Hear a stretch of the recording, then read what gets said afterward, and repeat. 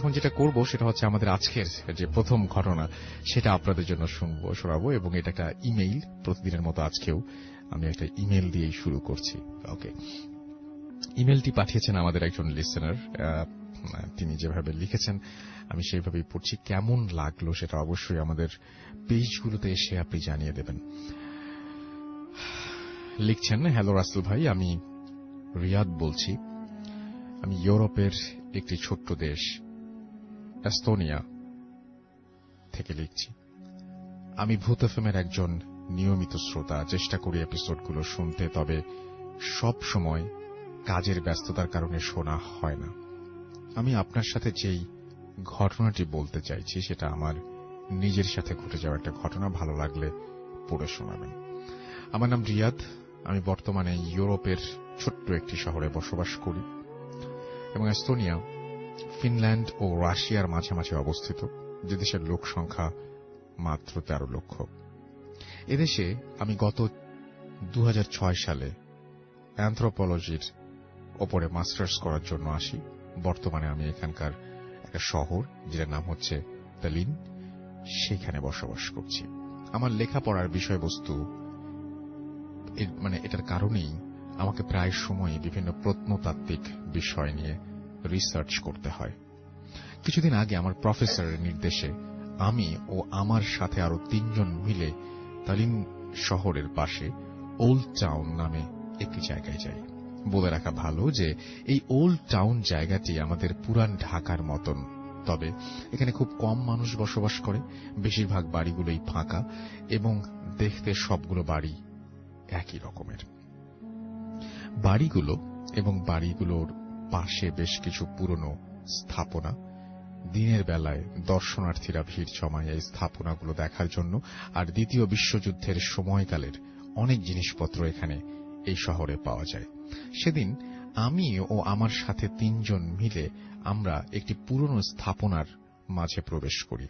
যদিও এর আগে অনেকবার অন্য স্থাপনায় গিয়েছিলাম, কিন্তু গবেষণা করেছি, তবে এটা ছিল সম্পূর্ণ ভিন্ন, এক অন্য রকম অভিজ্ঞতা। স্থাপনাটি ছিল 4 তলা বিশিষ্ট। স্থাপনার ভেতরে সূর্যের আলো প্রবেশের কোনো জায়গা নেই, নেই কোনো জানালা, একটি মাত্র সিঁড়ি, তাও আবার এতটাই সরু যে একজন মানুষের উঠতে কষ্ট হবে। স্থাপনার আরেকটি চমক হল সিঁড়িটি শুধু ওপরের দিকে নয়, বরং মাটির গভীরেও চলে গেছে। মাটির নিচে রয়েছে আরো 2টি তলা। আমাদের প্রজেক্টটা ছিল মাটির নিচের তলার জিনিসপত্র তথ্য নির্ণয় করা। আমাদের 4 জন হাতের টর্চ নিয়ে কর্তৃপক্ষের অনুমতি সাপেক্ষে মাটির নিচতলায় সিঁড়ি বেয়ে চলে যাই। মাটির নিচে প্রথম তলায় কিছু পৌরাণিক জিনিসপত্র থাকলেও দ্বিতীয় তলায় কিছু চমকপ্রদ জিনিস ছিল। তার মধ্যে ছিল দ্বিতীয় বিশ্বযুদ্ধের সময়কার হামলা করা বোমার কিছু অংশ, মানুষের খুলি, কিছু ধাতব পাত্র ও ধাতবের তৈরি বড় বড় কলসির মতো। আমরা আমাদের ডিভাইস দিয়ে জিনিসগুলো পরীক্ষা করতে করতে হঠাৎ একটি জায়গায় আমার চোখ আটকে যায়। একটি মরচে ধরা 4 কোনা ধাতব কৌটা, যেটার গায়ে কিছু একটা লেখা। যে লেখাটা কোনোভাবেই ওই মুহূর্তে লাইটের আলোয় পড়তে পারছিলাম না, কিন্তু কেন যেন আমার খুব আগ্রহ জন্মে সেই ধাতব কৌটাটির ওপর।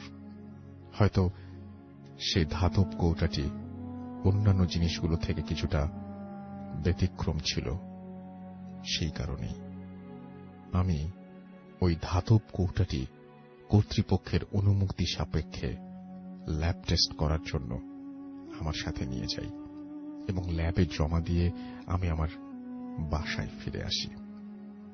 সেদিন একটু রাত করেই ঘুমাই। ঘুমের মাঝে আমি একটি অদ্ভুত রকমের স্বপ্ন দেখতে পাই। স্বপ্নে আমি নিজেকে একটি জঙ্গলের মাঝে একটি লেকের পাশে দেখতে পাই, যেখানে আমি একটি কবরের সামনে দাঁড়িয়ে আছি। সকালবেলা ঘুম ভাঙার পর আমি কোনোভাবেই বুঝতে পারছিলাম না এরকম স্বপ্ন কেন দেখলাম।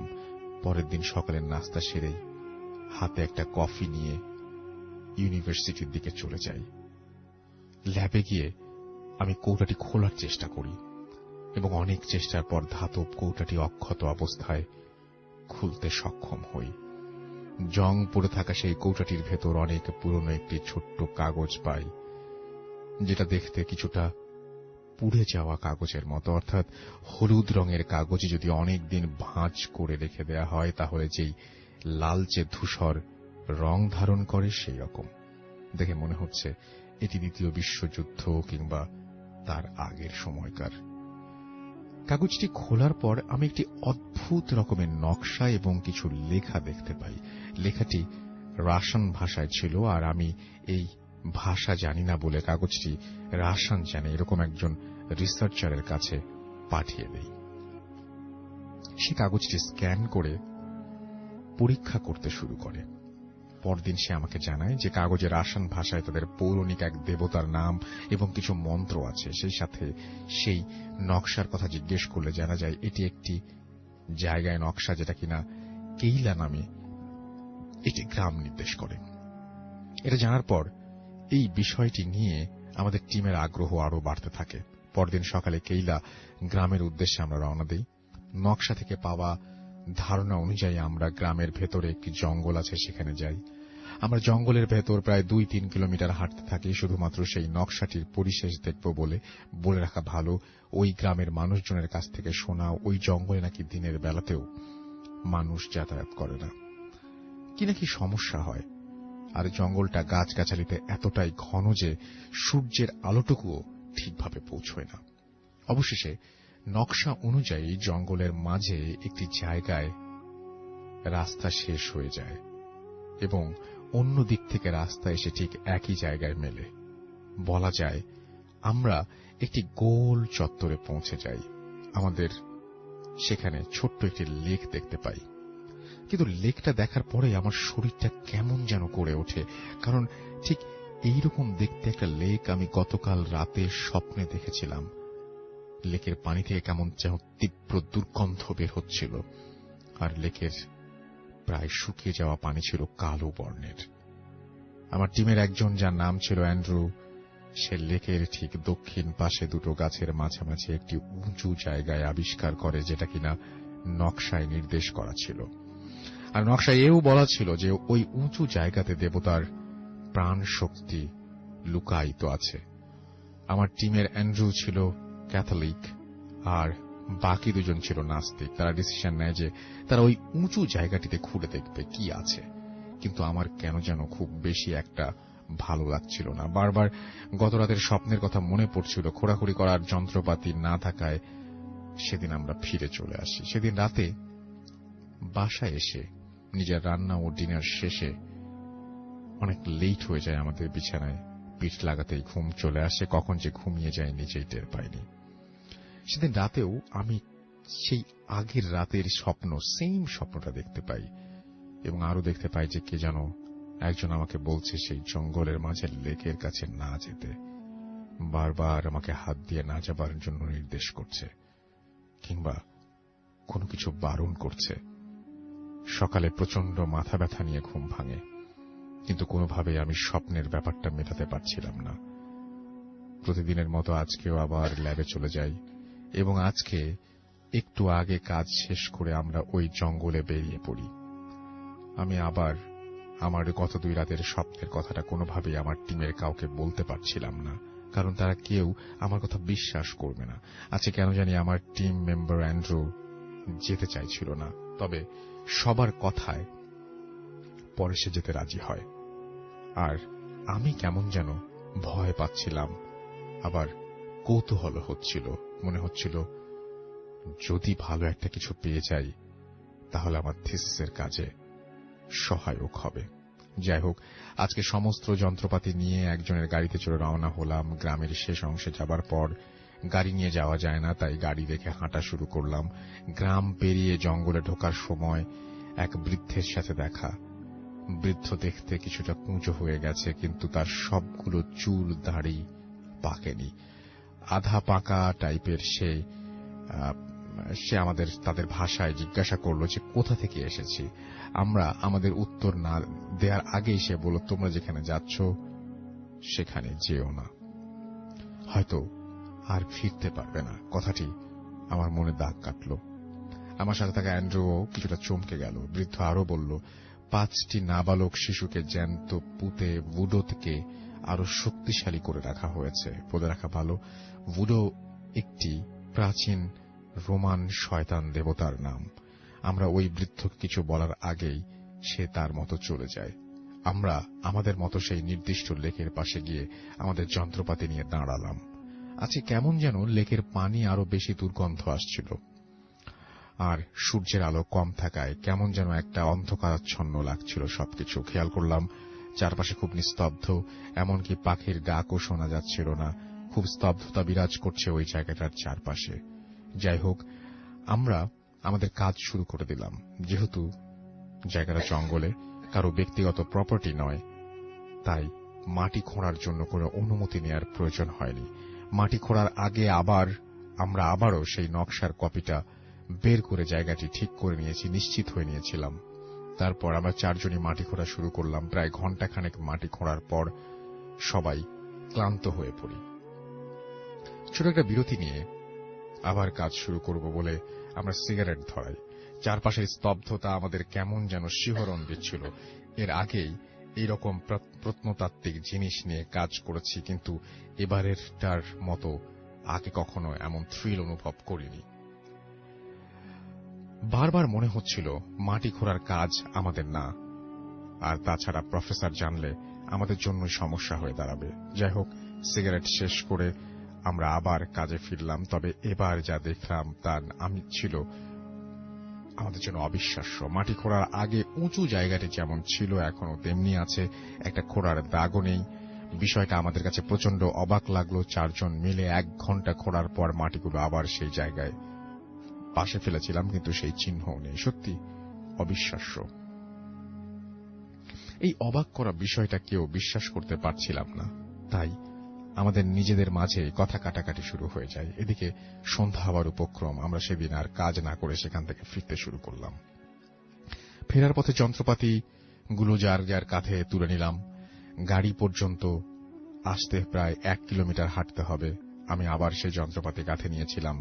এখনো সেই যন্ত্রপাতি আমার কাঁধে নিয়ে আসছি, কিন্তু এবার কেন যেন আগের চেয়ে বেশি ভারী মনে হচ্ছিল। হাঁটার সময় আমার বারবার মনে হচ্ছিল কে যেন আমার ঠিক ঘাড়ের পেছনে নিঃশ্বাস ফেলছে, আর আমার ঘাড়ে প্রচন্ড ওজন অনুভব করছিলাম। বারবার চমকে উঠছিলাম আমাদের পেছনে কারো হেঁটে আসার আওয়াজ শুনে। শুকনো পাতার ওপর পা ফেললে যেমন মরমর আওয়াজ হয়, ঠিক সেই আওয়াজ আসছিল আমাদের পেছন থেকে।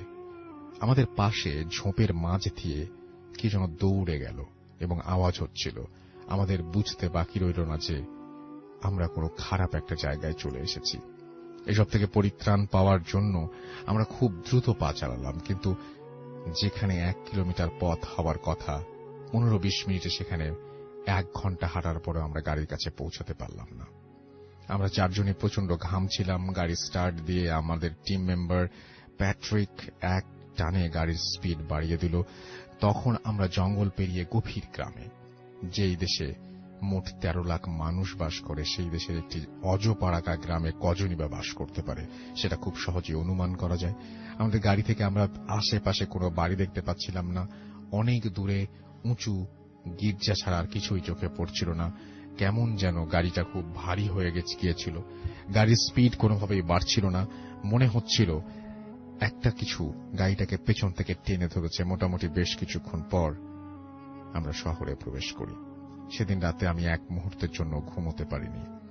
বারবার সেই স্বপ্ন আর স্বপ্নের সাথে মিলে যাওয়া জায়গাটির কথা মনে পড়ছিল।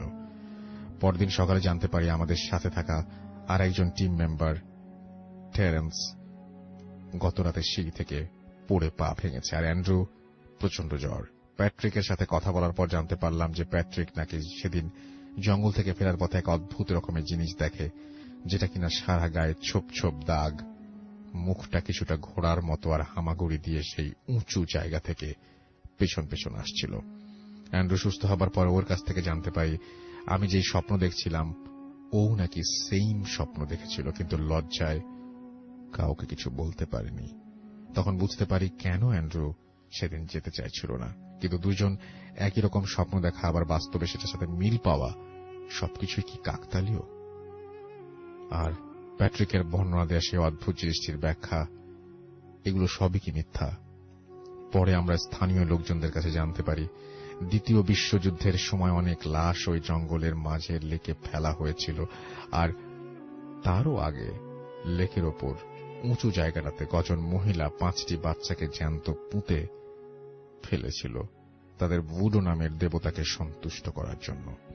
আর তারপর থেকেই ওই জায়গাটি অভিশপ্ত জায়গা হিসেবে পরিচিত আর পরিত্যক্ত ঘোষণা করা হয়। আমরা এখনো যখন সেই দিনটির কথা ভাবি তখনই আমাদের সেই রহস্যের হাতছানি দেয়।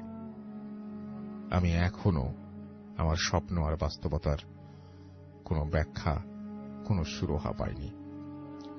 এই ছিল ঘটনা, এবং আশা করছি যে এই ঘটনাটি আপনাদের ভালো লেগেছে, এবং ভালো লাগলে অবশ্যই আমাদের জানাবেন।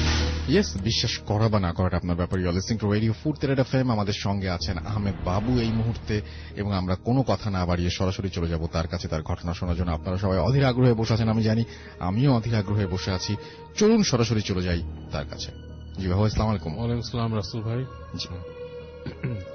আমি কাহিনীতে চলে যাব সরাসরি। আর এই কাহিনীটা আমাকে বলেছে হচ্ছে সুনীল, ওর দাদার আমলের কাহিনী। সম্ভবত এটা তখন নাকি আপনার দেশ বিভাগের আগে, একদম ভারতবর্ষ ছিল সে সময়কার কাহিনী। তো এই কাহিনীটা হচ্ছে যে একটা জমিদার বাড়ি, এটা হচ্ছে ময়মনসিং এর এদিকে ছিল আর কি, ময়মনসিং এর দিকটাতে। তো তখন ভারতবর্ষ আর কি বড়, এবং যে কাহিনী বলেছে তার দাদা সেই সময় ওই তাদের জমিদারি প্রথাটা উঠে যাচ্ছে আর কি, তখন উঠে গেছে এবং সম্পত্তি ভাগ হয়েছে। তো এরকম সময় তার দাদা শহরে ছিল আর কি, কলকাতায় ছিল। তার দাদার ডাক পড়ে আর কি, যে বলে যে তোমার সম্পত্তির এটা ভাগাভাগি করে তুমি তোমার যা যা আসে সেগুলো নিয়ে যাও আর কি। তো ওর ফ্যামিলিতে দুঃসম্পর্কের কিছু আত্মীয় ছিল, এবং ওর দাদা ছিল আর কি সেখানে, সেই ইসে আর কি। তো শুনলে দাদা যখন নাকি ময়মনসিং এ আসে, তার কলকাতার জব ছেড়ে, চাকরি ছেড়ে, তিনি চাকরি করতেন আর কি। তো সেই সময়টা আর কি ওই জায়গাটা আর কি বেশ পাহাড়ি টাইপের ছিল, মানে খুব বেশি মানে একটু জঙ্গল ঘেরা, পাহাড় টাহাড় আছে, এবং মানে বেশ বন্য পরিবেশ আর কি।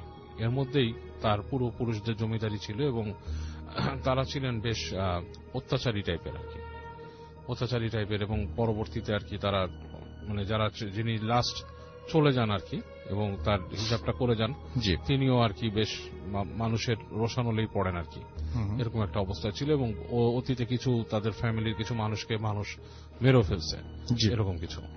যাই হোক, শুনলে দাদা যখন ওখানে যায় তখন যে দেখে যে পরিবেশটা মোটামুটি, তখন আর জমিদারির ব্যাপারটা নেই ওখানে।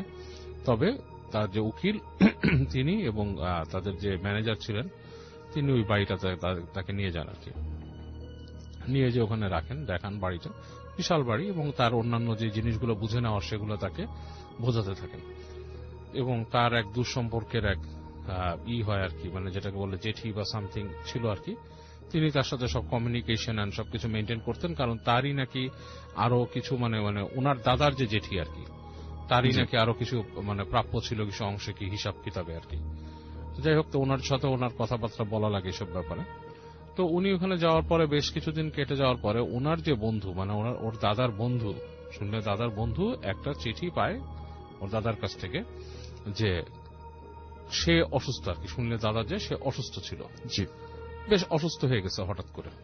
অসুস্থতার লক্ষণটা হচ্ছে সে লিখছে তাকে চিঠিতে যে সে হঠাৎ করে জ্বালা পোড়া হয় তার, এবং তখন সে জ্বালা পোড়াটা এতটুকু হয়, শারীরিক জ্বালা পোড়া, সে কিছুই করতে পারে না, সে আপনার সব তার জ্ঞান হারিয়ে যায় আর কি, সে নিজের জ্ঞান থেকে বেরিয়ে যায়। সে তার দাদার বন্ধুকে অনুরোধ করে তাকে ওখানে আসতে আর কি। তার দাদার যে ফ্রেন্ডটা থাকে সে খুব ক্লোজ একটা ফ্রেন্ড, এবং তার সাথে অনেক কিছু শেয়ার করে, খুব ক্লোজ ফ্রেন্ড।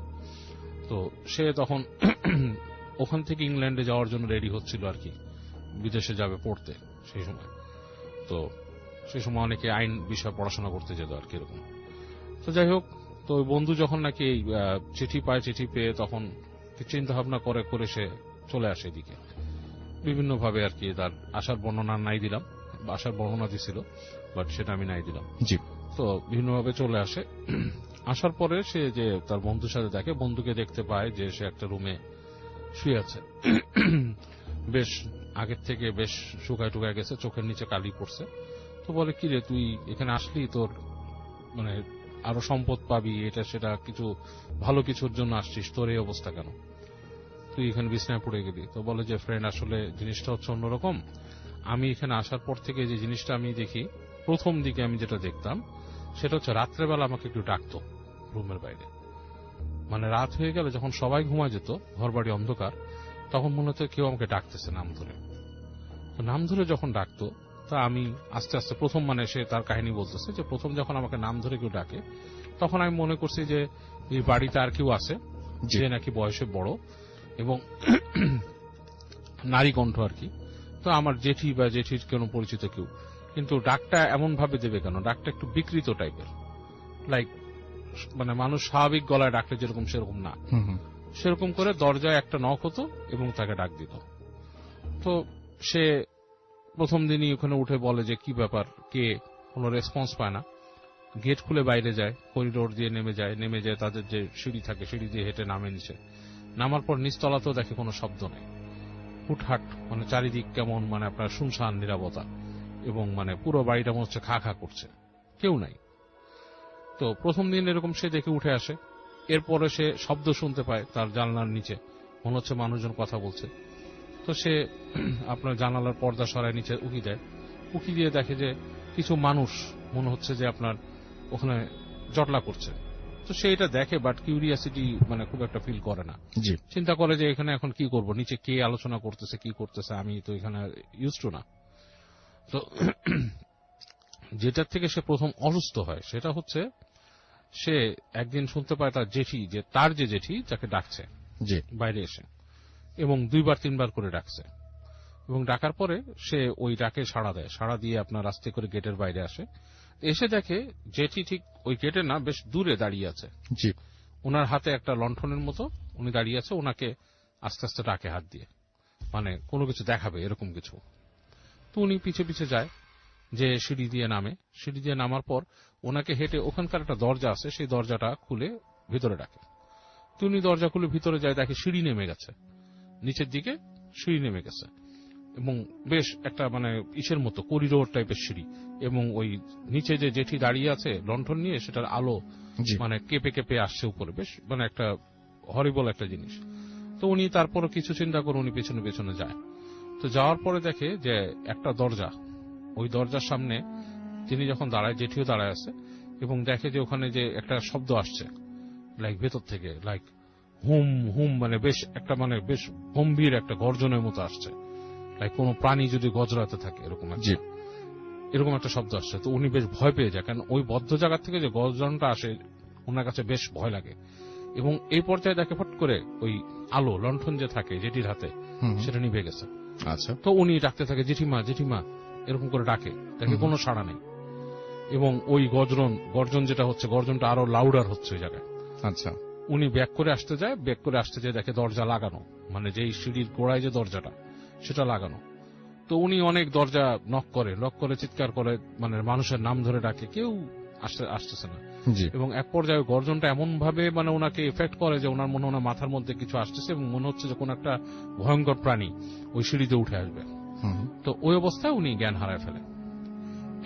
তো ওনার কতক্ষণ জ্ঞান হারানো ছিল উনি জানে না, বাট ওনার যখন জ্ঞান ফেরে তখন দেখে যে উনি ওনাকে ঘাটে শোয়ানো, মানুষজন আশেপাশে আছে, জিজ্ঞেস করে কি হয়েছে, তখন বলে যে আমি এরকম এরকম দেখছি। তো সবাই শোনে, সবাই একজন একজনের চেহারার দিকে তাকায়, মুখ চাওয়াচাই করে, কিন্তু কেউ কিছু বলে না। বলে আপনি দুঃস্বপ্ন দেখছেন, আপনাকে আমরা এখানেই পাইছি ভিতরে সিঁড়ির গোড়ায়, এবং আপনি প্রায় একদিন অচেতন ছিলেন। তো এরকম বলার পর যেটা হয় যে সে শুয়ে থাকে, নর্মালি বসে থাকে, শরীরটা খারাপ। তো হঠাৎ তার যেটা হয় যে গা জ্বালাপোড়া করতে করতে প্রচন্ড মনে গায়ে কেউ আগুন ধরায় দিচ্ছে, এবং এই যন্ত্রণা সহ্য না করতে পেরে উনি বেহুশ হয়ে যায়। তখন উনি দেখে যে এখানে তো ওনার কেউ নাই, উনি যে ফেরত চলে যাবে সেটাও উনি ওনার জেঠিমাকে জানান যে আমি চলে যেতে চাচ্ছি কলকাতায়, আমি পরে এগুলো আমার শরীরে, কিন্তু ওনার যে শরীরের অবস্থা যাওয়ার মতো না। আচ্ছা। এই কারণেই উনি ওনার বন্ধুকে চিঠি লিখছে। তো ওনার বন্ধু আসে, বন্ধু ওনার কথাগুলো শুনে বলে চল আমি দেখি তোর কি অবস্থা, আমরা পারলে তোকে নিয়েই যাই এখান থেকে, কি ঘটনা। তো বন্ধু যেটা করে, ওনাকে রেখে ওর দাদার ফ্রেন্ড যে, সে একটু মানে ওই জায়গায় ঘোরাফেরা করার চেষ্টা করে, পুরে মানে কি ঘটনা, এরকম কেন, ও যেখানে দরজার কথা বলছিল ওখানে যে উনি একটা দরজা দেখে নেমে যে, কিন্তু দরজাটা তালা মারা। দরজাটা তালা লাগানো। ওনার জেঠিকে উনি জিজ্ঞেস করে যে এরকম কিছু হয়েছিল, আপনি কি রেখে? বলে না, কিভাবে, এটা কি সম্ভব, আমি ওকে কেন নিয়ে যাব? তখন বলে যে এটার নিচে কি আছে। দরজা বলে এটার নিচে কি আছে এটা আমিও জানি না, এটা হচ্ছে ওর মানে তারও দাদাদের সময়কার জিনিস। এখানে টর্চার সেলও আছে নিচে, যেখানে বিভিন্ন টর্চার সেল হতো। তারপর ওখানকার আপনার ওদের যে নাচের নৃত্যশালা বলরুম যেটা, ওইটাও আছে ওখানে। বলে এই দরজা দিয়ে অনেক জায়গায় যেতে হয়। জি। তো ওনার বন্ধুর খুব কিউরিয়াসিটি জাগে ব্যাপারটা নিয়ে। উনি বলে জেঠিমা আমাকে কি আপনি চাবি ম্যানেজ করে দিতে পারবেন? বলে না, এই গেটের চাবি এখানে নাই, আপনি ম্যানেজারের সাথে কথা বলেন, উনি যদি আপনাকে কোনোভাবে ব্যবস্থা করে দিতে পারে। তো উনি যান ম্যানেজারের সাথে, অনেক রিকোয়েস্ট করেন, বলেন যে আমাকে চাবি দেন, আমি দেখতে চাই কি ঘটনা, ওর কি হলো, আর ও কেন এরকম অসুস্থ হচ্ছে। তো এটারও কোনো মানে আসলে ম্যানেজার কিছু বলে না। তো ওনাকে যেটা করে, একদিন এরকম উনি বসে আছে এক জায়গায়, ওই বসে ছোট্ট একটা দোকান ওখানে, সেখানে ওই সময়কার সময় গরুর দুধের চা তৈরি হতো আর কি।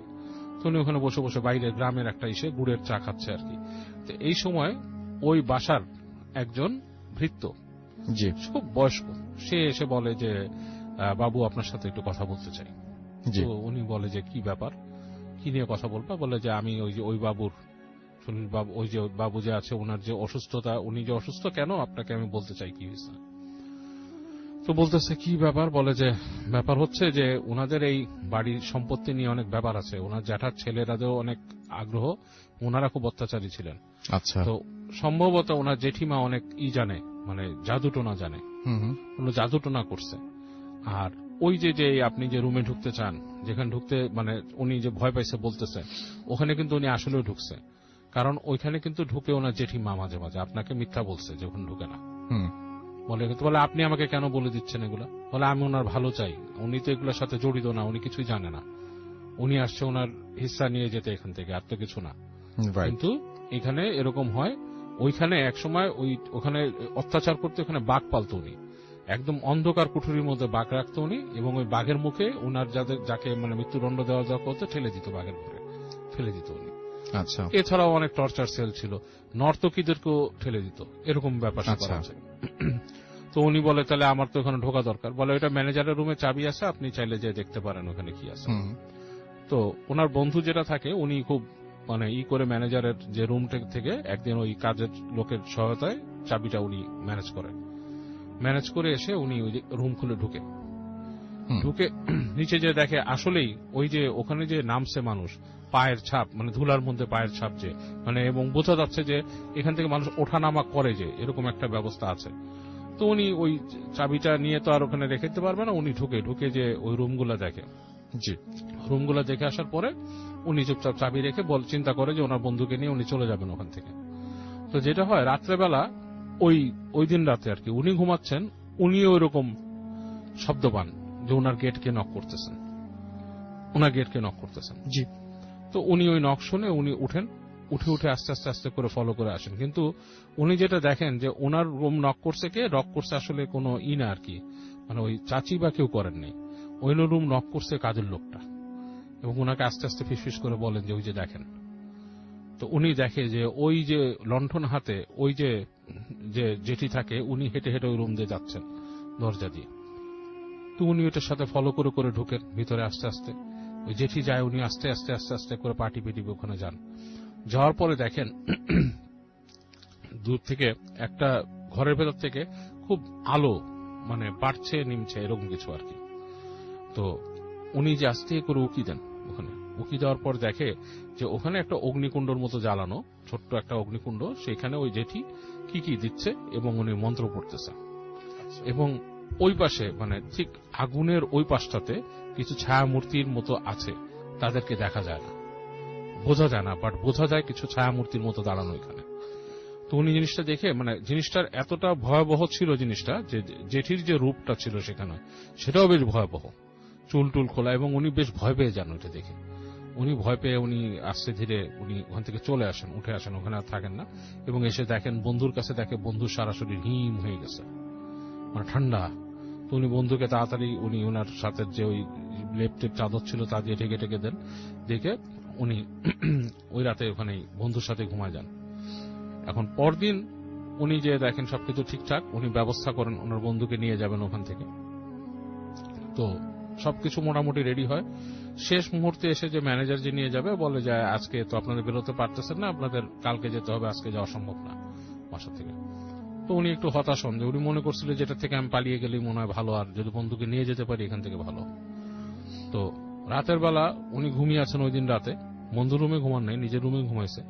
তো উনি দেখতেছে যে ওনার বিছানার চারপাশ দিয়ে কিছু এরকম ছায়ামূর্তি ঘুরতেছে, বেশ লম্বা লম্বা ছায়ামূর্তি ঘুরতেছে।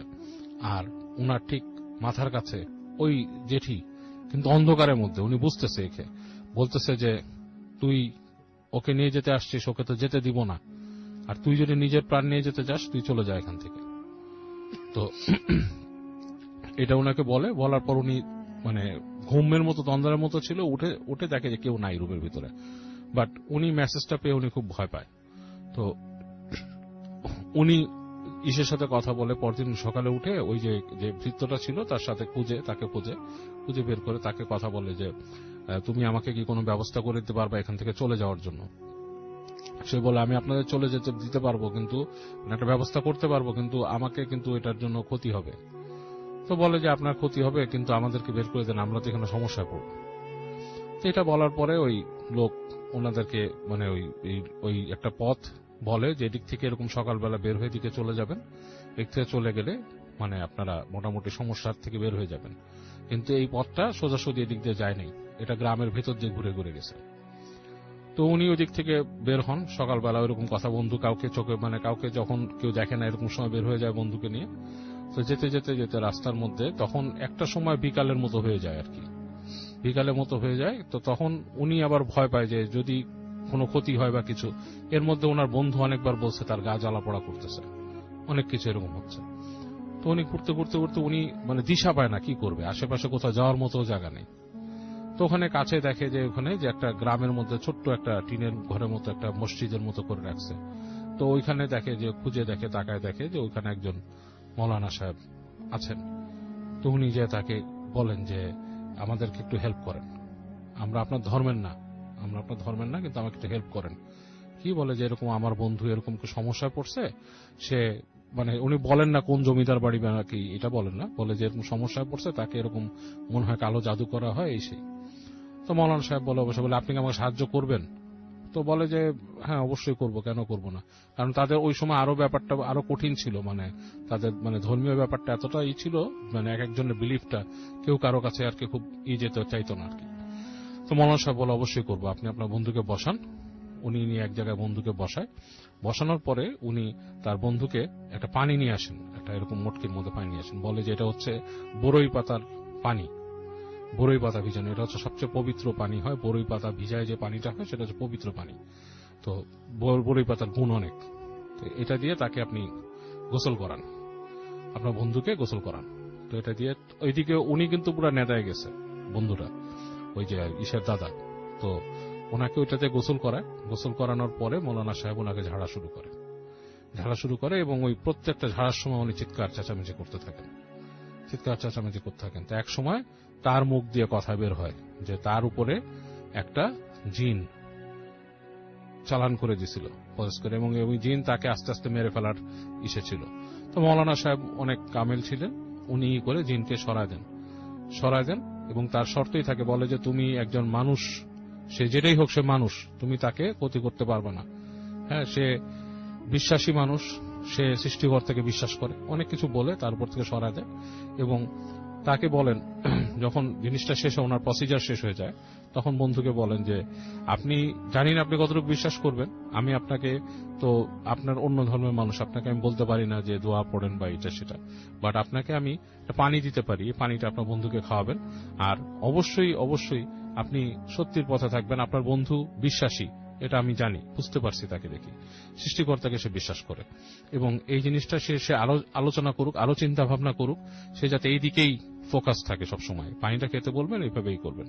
তো খাওয়াই দিয়ে অনেক কষ্ট মৌলানা সাহেব ওনাদেরকে বলে দেয় কিভাবে নদী পার হয়ে যেতে হবে, ওখান থেকে কিভাবে চলে যেতে হবে। তো ট্রাই করে অনেক কষ্টে শেষে সে তাকে কলকাতায় নিয়ে আসে। তো কলকাতায় নিয়ে আসার পরে ওনার কিন্তু অনেক কমে যায়, ওনাকে পানি দিছে, ওই ধরনের প্রবলেমগুলো ওনার মধ্যে আর হয় না। এবং পরবর্তীতে উনি মানে অনেক আরো স্টাডি করার পরে উনি মানে ধর্মের প্রতি সম্পূর্ণ বিশ্বাস নিয়ে আসেন, বিশ্বাসী একজন ধার্মিক হয়ে যান, এবং উনি কিন্তু ওনাদের ওই সম্পত্তির অংশগুলোও আস্তে ধীরে পরবর্তীতে পান। কিন্তু এখানে দেখা গেছে ওনার যে জেঠি ছিলেন তিনি অনেক কিছুই ওনার আত্মসাৎ করে ফেলছিলেন সম্পত্তির থেকে। এটাই ছিল কাহিনী। থ্যাংক ইউ সো মাচ বাবু ভাই আপনার ঘটনার জন্য। আমরা আবার আপনার কাছে ফিরে আসবো। আমরা এখন যেটা করবো সেটা হচ্ছে ঝটপট করে একটা বিরতি নিয়ে নিব এবং তারপরে আবারও ফিরে আসবো হাফেজ মাইনুদ্দিন ভাইয়ের কাছে। সেই পর্যন্ত আমাদের সঙ্গে থাকুন। ছোট্ট বিরতি। জি মাইনুদ্দিন ভাই। আসসালামু আলাইকুম ভাইয়া। জি ওয়ালাইকুম আসসালাম। আমি আজকে যে ঘটনাটা শেয়ার করব সেটা ঢাকার নবাবগঞ্জ। এই ঘটনাটা একটি ভবনকে নিয়ে। ভবনটা খুব ভয়াবহতরে। ভবনটি 7 তলা আমাদের এখানে, এবং পুরো ভবনটি সিসি ক্যামেরা দ্বারা নিয়ন্ত্রিত।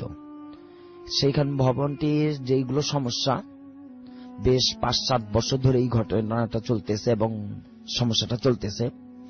সিকিউরিটি গার্ড নিয়ে, সেই সিকিউরিটি গার্ড জব নেয় কিন্তু 2-4 দিনের বেশি থাকতে পারে না, এবং যখন সে চলে যায় তখন বাড়িওয়ালাকেও কিছু বলে যায় না, এমনিতেই মানে কোনো কিছু না বলেই লুকিয়ে চলে যায়, পালিয়ে চলে যায়, কিচ্ছু বলে না। তো বেশ এরকম ভাবে অনেক দিন ধরে চলতেছিল যে সিকিউরিটি গার্ড রাখা হয় একের পর এক, কিন্তু কেউ আজও পর্যন্ত মাসখানেক কেউ ডিউটি করতে পারেনি, সপ্তাহখানিকও না। 2-4 দিন পরেই অসুস্থ পরেই লুকিয়ে চলে যাওয়া। এরপর একটা যে সমস্যাটা, গৃহকর্মীর যারা কাজের বুয়া ওরাও ঠিক মতো এখানে থাকতে পারে না, এবং বাড়িওয়ালা ব্যতীত ওইখানে ভাড়াটিয়াদের যে গেস্ট আসে, মেহমানগুলো আসে, তারা একটা রাত থাকতে পারে, এরপরের দিন আর থাকতে পারে না। সেটাও তারাও খুব বিপদ, মানে ভয় ভিতর পায়। তো এই বাড়ির এরকম সমস্যা নিয়ে এবার যা ঘটছিল গত সপ্তাহে, তো দারোয়ান উনার পরিচিত খুব নিকটবর্তী লোক, উনি এই জন্যই পরামর্শ দিয়ে রাখছে যে আপনাকে আমি রাখলাম, শুধু আমাকে বলতে হবে যে আপনি যদি চাকরি ছেড়ে চলে যান কেন যাবেন, এবং এই বাড়ির সমস্যাটা কোথায় আমাকে বলে যেতে হবে। যদিও না করেন, যদি আপনার দ্বারা সম্ভব না হয়, তাহলে কিন্তু আমাকে বলে যেতে হবে যে আপনি কেন আমার বাসাতে চাকরি করবেন না। এই জন্য উনি উনার খুব কাছের একজন নিকটবর্তী আত্মীয়কে উনার একটি চাকরিতে নেয়। তো ঘটনা হচ্ছে গত সপ্তাহ শনিবার দিন উনি সকালে আসেন তার বাড়িতে চাকরিতে। রাত্রিবেলায় যে ঘটনা হয়, উনি বললেন যে আমি রাত 8টার দিকে 7 তলার উপরে যে ছাদ, সেই দরজাটা আমি তালাবদ্ধ করে দেই, এবং রাত 12:15 নিচের তলার মেন দরজার যেটা, আমি ওটাও বন্ধ করে দেই, এবং আমি আমার ঘরের ভিতরে বসে খাওয়া দাওয়া শেষ করে রাত 1:30 বাজে আমি যখন আর কি ঘুমাতে যাবে, সেও দেখে যে মনিটরের মধ্যে হঠাৎ করে তার চোখ গেছে যে বাড়ি ছাদের উপর যে দরজাটা 8টার দিকে তালা দেওয়া ছিল, সেটা নিজ নিজ থেকে খুলে যাচ্ছে, অটোমেটিক আপনা আপনি খুলতেছে। উনি তাকিয়ে রইল যে মনিটরটার দিকে, যে ছাদের গেটটা খুলতেছে কে, কিন্তু কোনো মানুষ সে দেখতেছে না, দরজাটা পুরো খুলে গেছে। তুমি পরে ভাবলেন যে হয়তো মানুষ উঠে গেছিল, দরজা খুলে বন্ধ করা হয় নাই, তাহলে চাবি নিয়ে আমি যা বন্ধ করে দিয়ে আসে পড়ি। উনি হাতে চাবি নিলেন এবং উনি ওই দরজা বন্ধ করতে যাবেন, ছাদের দরজাটা। উনি বললেন যে আমি যখন উপরে উঠতেছি দোতলার থেকে, আমার শরীরটা কেমন সিমসিম লাগতেছিল, মানে খুব ঠান্ডা ঠান্ডা আর ভয় ভয় লাগতেছিল, ফুলে যাচ্ছিল। তারপর আমি ভাবলাম যে না, দরজাটা কেউ হয়তো মানুষই খুলছে, অন্য কোনো কিছু না। তো উনি বললো যে আমি হাঁটতে হাঁটতে 5 তলা পর্যন্ত গেছি। এরপরই 5 তলাতে একটা ঘটনা যেটা হয়, উনার বলে যে 3 তলা থেকে আমাকে ডাক দেওয়া হয়েছে, সুলতান নিচে নেমে আয়, উপরে যাস না। তখন উনি বললো যে আমি যে উকি দিয়ে দেখলাম যে আমাকে কে ডাকলো, বাড়িওয়ালার যিনি বাবা ছিলেন উনি তো মারা গেছেন, কিন্তু ঠিক উনার মতো এইরকম 3 তলাতে আমি উকি দিয়ে দেখি বাড়িওয়ালার বাবা নিচে দাঁড়িয়ে, মানে নিচ থেকে নামতেছে, 3 তলা থেকে নিচের দিকে নামতেছে, আর আমাকে বলতেছে সুলতান নিচে নেমে আয়, উপরে যাস নে। তা আমি তো অদ্ভুত হলাম যে বাড়িওয়ালার বাবা তো নেই, উনি নিচে কেন? আমি খুব তাড়াহুড়ো করে, উনি বললো যে আমি খুব তাড়াহুড়ো করে নিচে যাচ্ছি, কিন্তু যাওয়ার সময় আর ওনাকে দেখি নেই।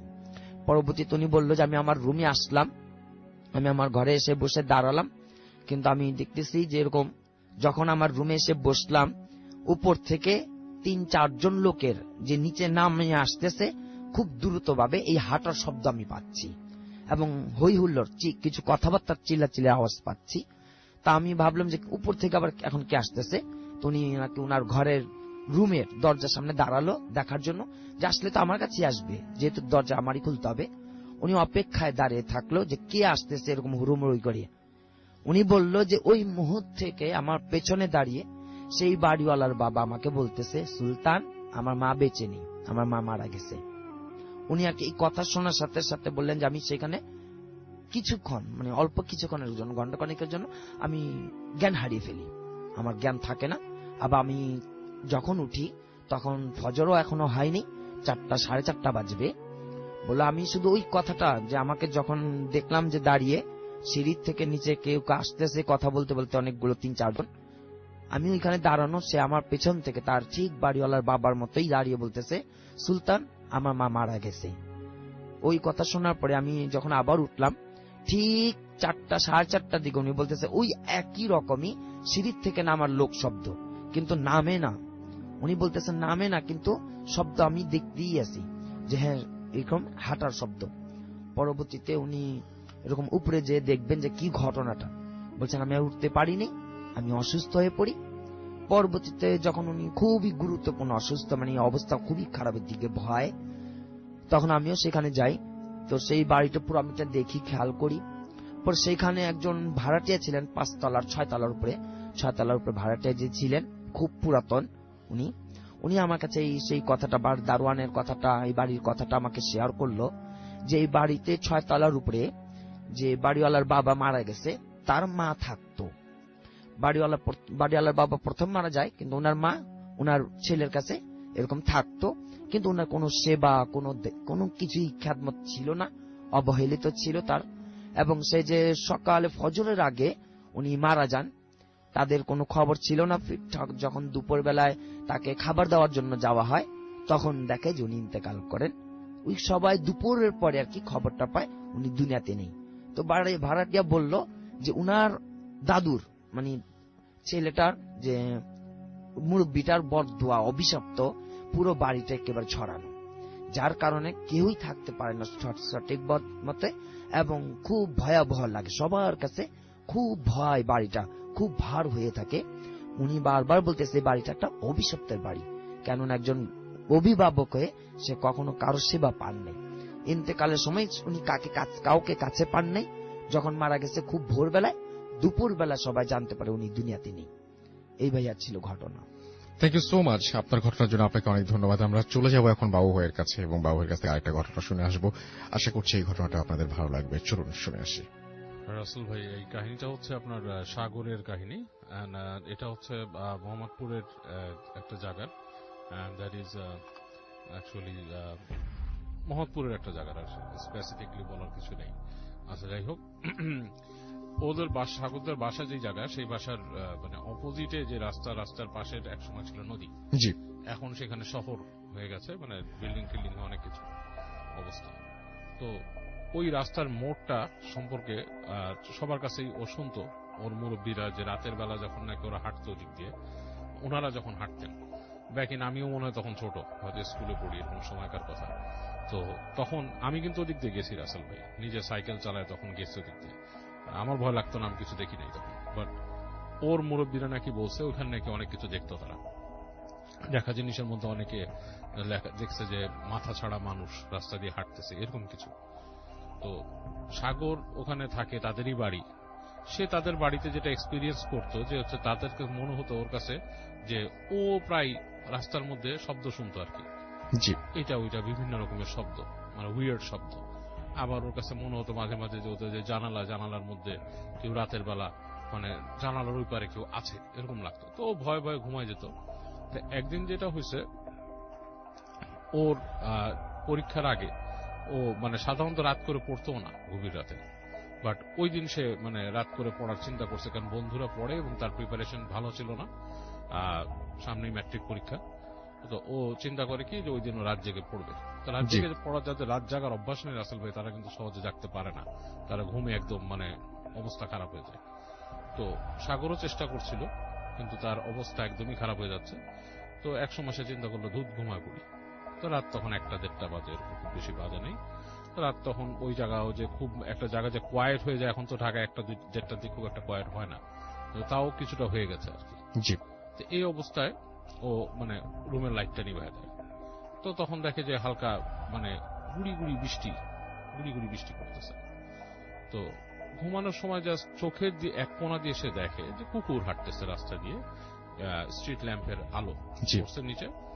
তো ওর যেটা আই ক্যাচিং হয়তো চোখ সরে যেত, দেখে যে স্ট্রিট ল্যাম্পটা ফ্লিক করে 2বার। ফ্লিক করার পর কুকুরগুলা মনে হলো কেমন যেন একটু নড়াচড়া বেশি করলো। একসময় স্ট্রিট ল্যাম্পটা বন্ধ হয়ে গেল, এবং বন্ধ হওয়ার আগে দিয়ে সে দেখলো কুকুরগুলা শেপ শিফট করলো, মানে তাদের শেপ চেঞ্জ করলো। যখন আলোটা নিভে গেল ঠিক ওই মুহূর্তে কুকুরগুলো মনে হলো যে বসার থেকে মানুষ হয়ে গেল, হঠাৎ দাঁড়ায় পড়লো, মানে দাঁড়ায় মানুষ হয়ে গেল, লাইক মানুষের শেপ হয়ে গেল। এবং এই লাইট নিভাতে সে কিন্তু মানুষ পুরো দেখে নাই, বাট সে দেখছে মানুষের শেপের হয়ে গেছে। এখন ও একবার ভাবলো এটা কি লাইটের খেলা। তার কিন্তু ঘুম তখন ঠাস করে চলে গেছে মাথার থেকে, যে আলো আধারিয়ে অনেক সময় খেলা খেলে মানুষের মধ্যে, ছায়ার খেলা, লাইট অ্যান্ড শ্যাডো। তো একবার ভাবলো সেরকম কিছু কি। পরে সে ভাবলো না, সে দেখলো যে ওই লাইট নিভে যাওয়াতেও দূর থেকে আলো আসতেছে, এবং ওই মানে ওই জায়গাটা বোঝা যাচ্ছে, এবং বৃষ্টির সাথে কিছুটা আলোকিত, এর মধ্যে বৃষ্টির সাথে হালকা বাতাসও যাচ্ছে, বাতাসও বইতেছে।